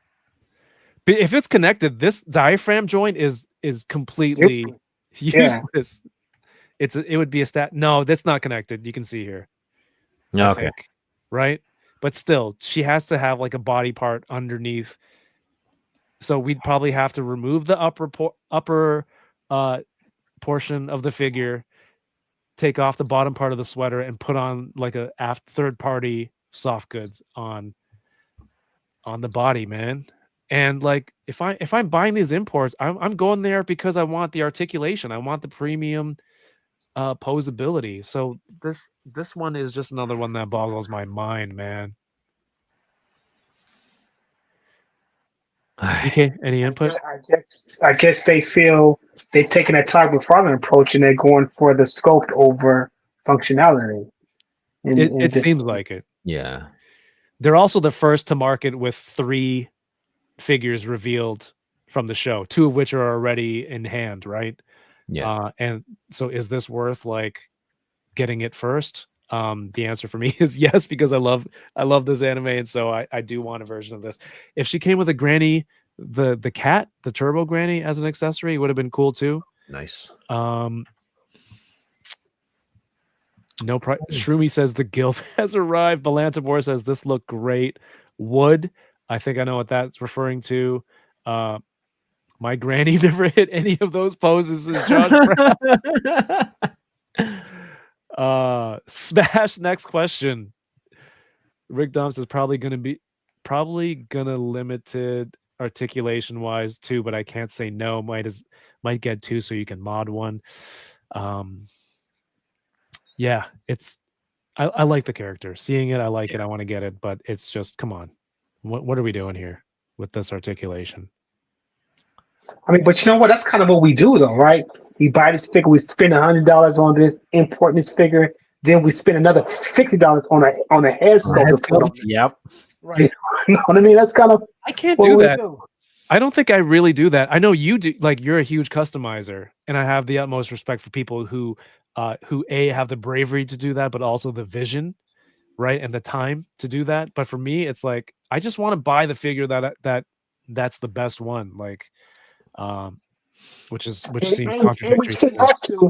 We shouldn't have to be doing no type of extras like the first few figures from the One Piece, the newest One Piece figures. Like, we shouldn't have to be doing a whole bunch of. Should be no tutorials out there on how to add articulation, how to make it so that Sanji can bend over, how to do this so that Zoro can take it. Man, shit, we had to do none of that. It should work as intended right off the box. Yeah, or Trafalgar should not have that whatever cape he has.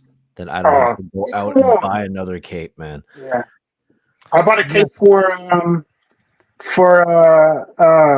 what's the damn punk? Oh, I'm going the kid. The useless kid. Yeah. Yeah. Useless kid, right? Captain Useless Kid. But I had to buy a cape for him because the one he came with it's not usable. Yeah. You can't do nothing with that hard plastic cape. Yeah, and that's probably another $20-$30, right? Right. Soft goods should just be standard. Just standard. Y'all want to charge a little bit more for that? Cool. We'll pay for it, but yeah, whatever it is to make the figure, you know what I'm saying, actually be able to articulate and not be really like constricted by these hard plastic capes, do that. You know, I understand if I buy a domestic figure, $30, and you know something's missing. Yeah, I understand getting the head sculpt there, buying a custom head, or Machu does a lot of like adding thigh swivel, calf swivel, and toe hinges to his Marvel Legends. That I get. Mm-hmm. But if I'm paying, right, if I'm buying an import and I'm paying more for what should be a more, you know, a more articulated figure, I feel like I shouldn't have to do more. Yeah. It should be premium already. Perfect example. I'm looking at this head sculpt right here on this punk. Yep. I've seen better painted head sculpts by people in the community. I mean, I have one of the best ones out there. This is the best you guys could. This is the best you could do. I have a custom printed head sculpt, hand painted by the incredibly talented Artman Customs. Mm-hmm. And that thing is you know his work.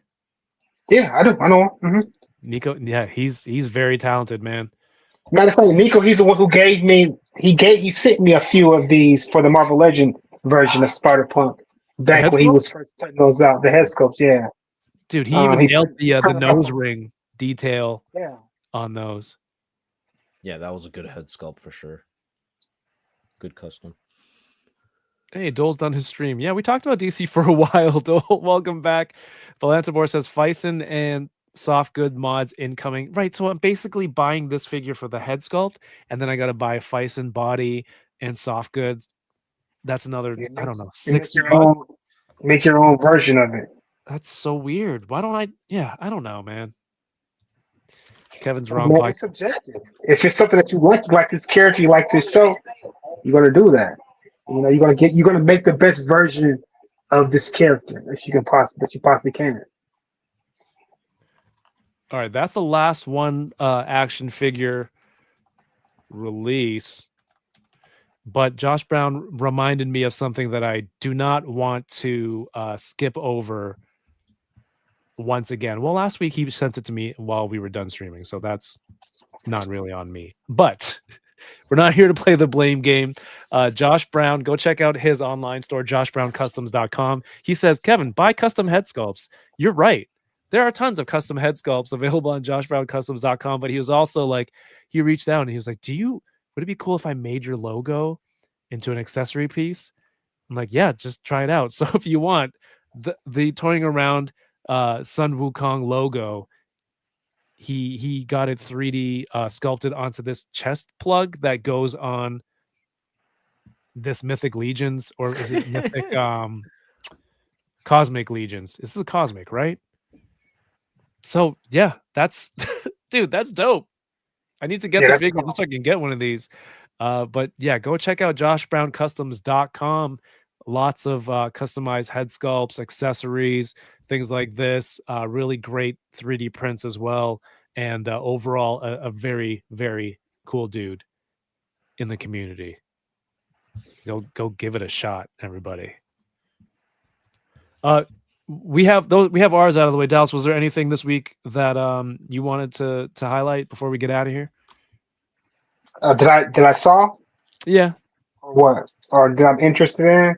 Let me think. What did I see this week that I thought was dope? No,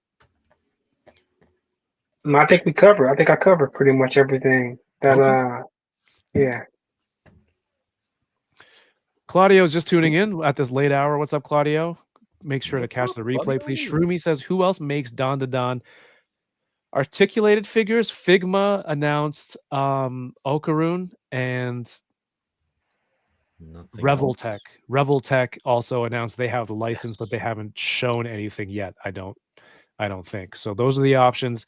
Bandai has 2 figures out and a third one revealed. So, there you go. You painted yours jade, Josh Brown, like this masterpiece?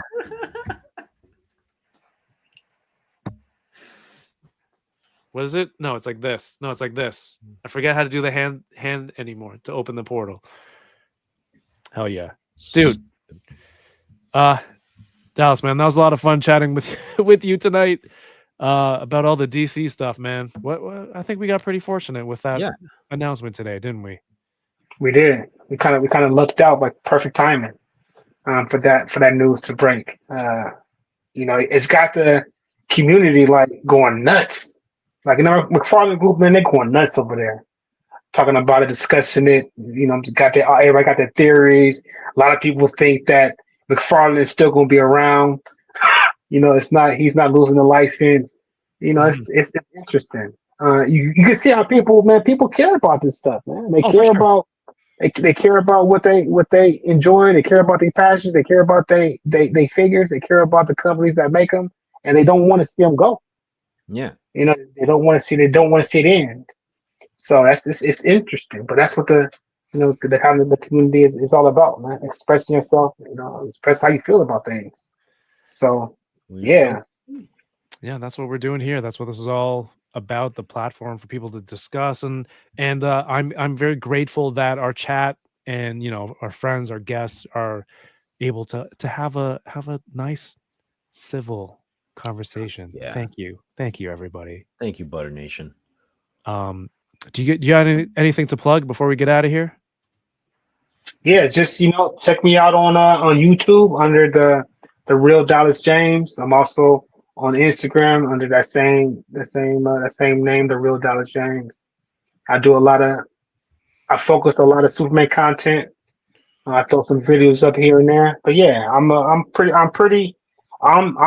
entrenched in this hobby. So if you want to come over, check me out. That's where you can find me. All right. Last second comment here. Claudia says McFarland still has the DC license. Congrats to Mattel. Yes, until December 31st. Until this year, Claudio, thank you for letting us know. Yeah, go check out Dallas on IG. Lots of cool customs and things to talk about. Dude, I'm just glad that I made that video this week and you know, you participated and we were able to have this conversation and this stream as a result of that. It's the beauty of our community, you know, the ACBA toy collector community and to what it is today in 2025, man. Appreciate you. Oh, absolutely. No problem, man. I appreciate you guys letting me on to have some fun tonight. Yeah, I enjoyed and thank you for your insight on that topic, the whole DC stuff. So thank you for that. Oh, not so sincere, DK. I like it. It was a good. It was a really good discussion, man. Yeah, I'm not that big. I've just never seen you so sincere and appreciative. At least not to me ever. Really? Okay. Mm-hmm. Hey, we have Dallas's Instagram posted in the YouTube video link down below. We also have a link to the Enablers Discord. So if you want to talk about more toy brands, these discussions continue when we're not on the live. Make sure you join the Enabler Toy Club Discord. It's a lot of fun. Great people there as well. Of course, patreon.com/toyingaround. You get to the first look at new content ad-free. And it's a way for you to support the channel. So people who are on there, thank you so much. We're going to be doing another watch along soon for Friendly Neighborhood Spider-Man. I think the last 4 or 5 episodes. And yesterday I did an unboxing of the Star Wars HasLab TVC figures that came with the Ghost. So I opened them from the mural cards. Go check that out, or I'm gonna post it as a video on its own. But we're trying to ramp up the content here, and it's really working out. So thank you everyone so much for your support. DK, anything else? Nope, that is it. See you next week, and we will talk about stuff on Toy Fair. That is it. Toy Fair talk next week and Enablers on Thursday. So everyone, have yourselves a great night, Dallas. Thank you so much, and keep toying around. Peace. Peace. Peace.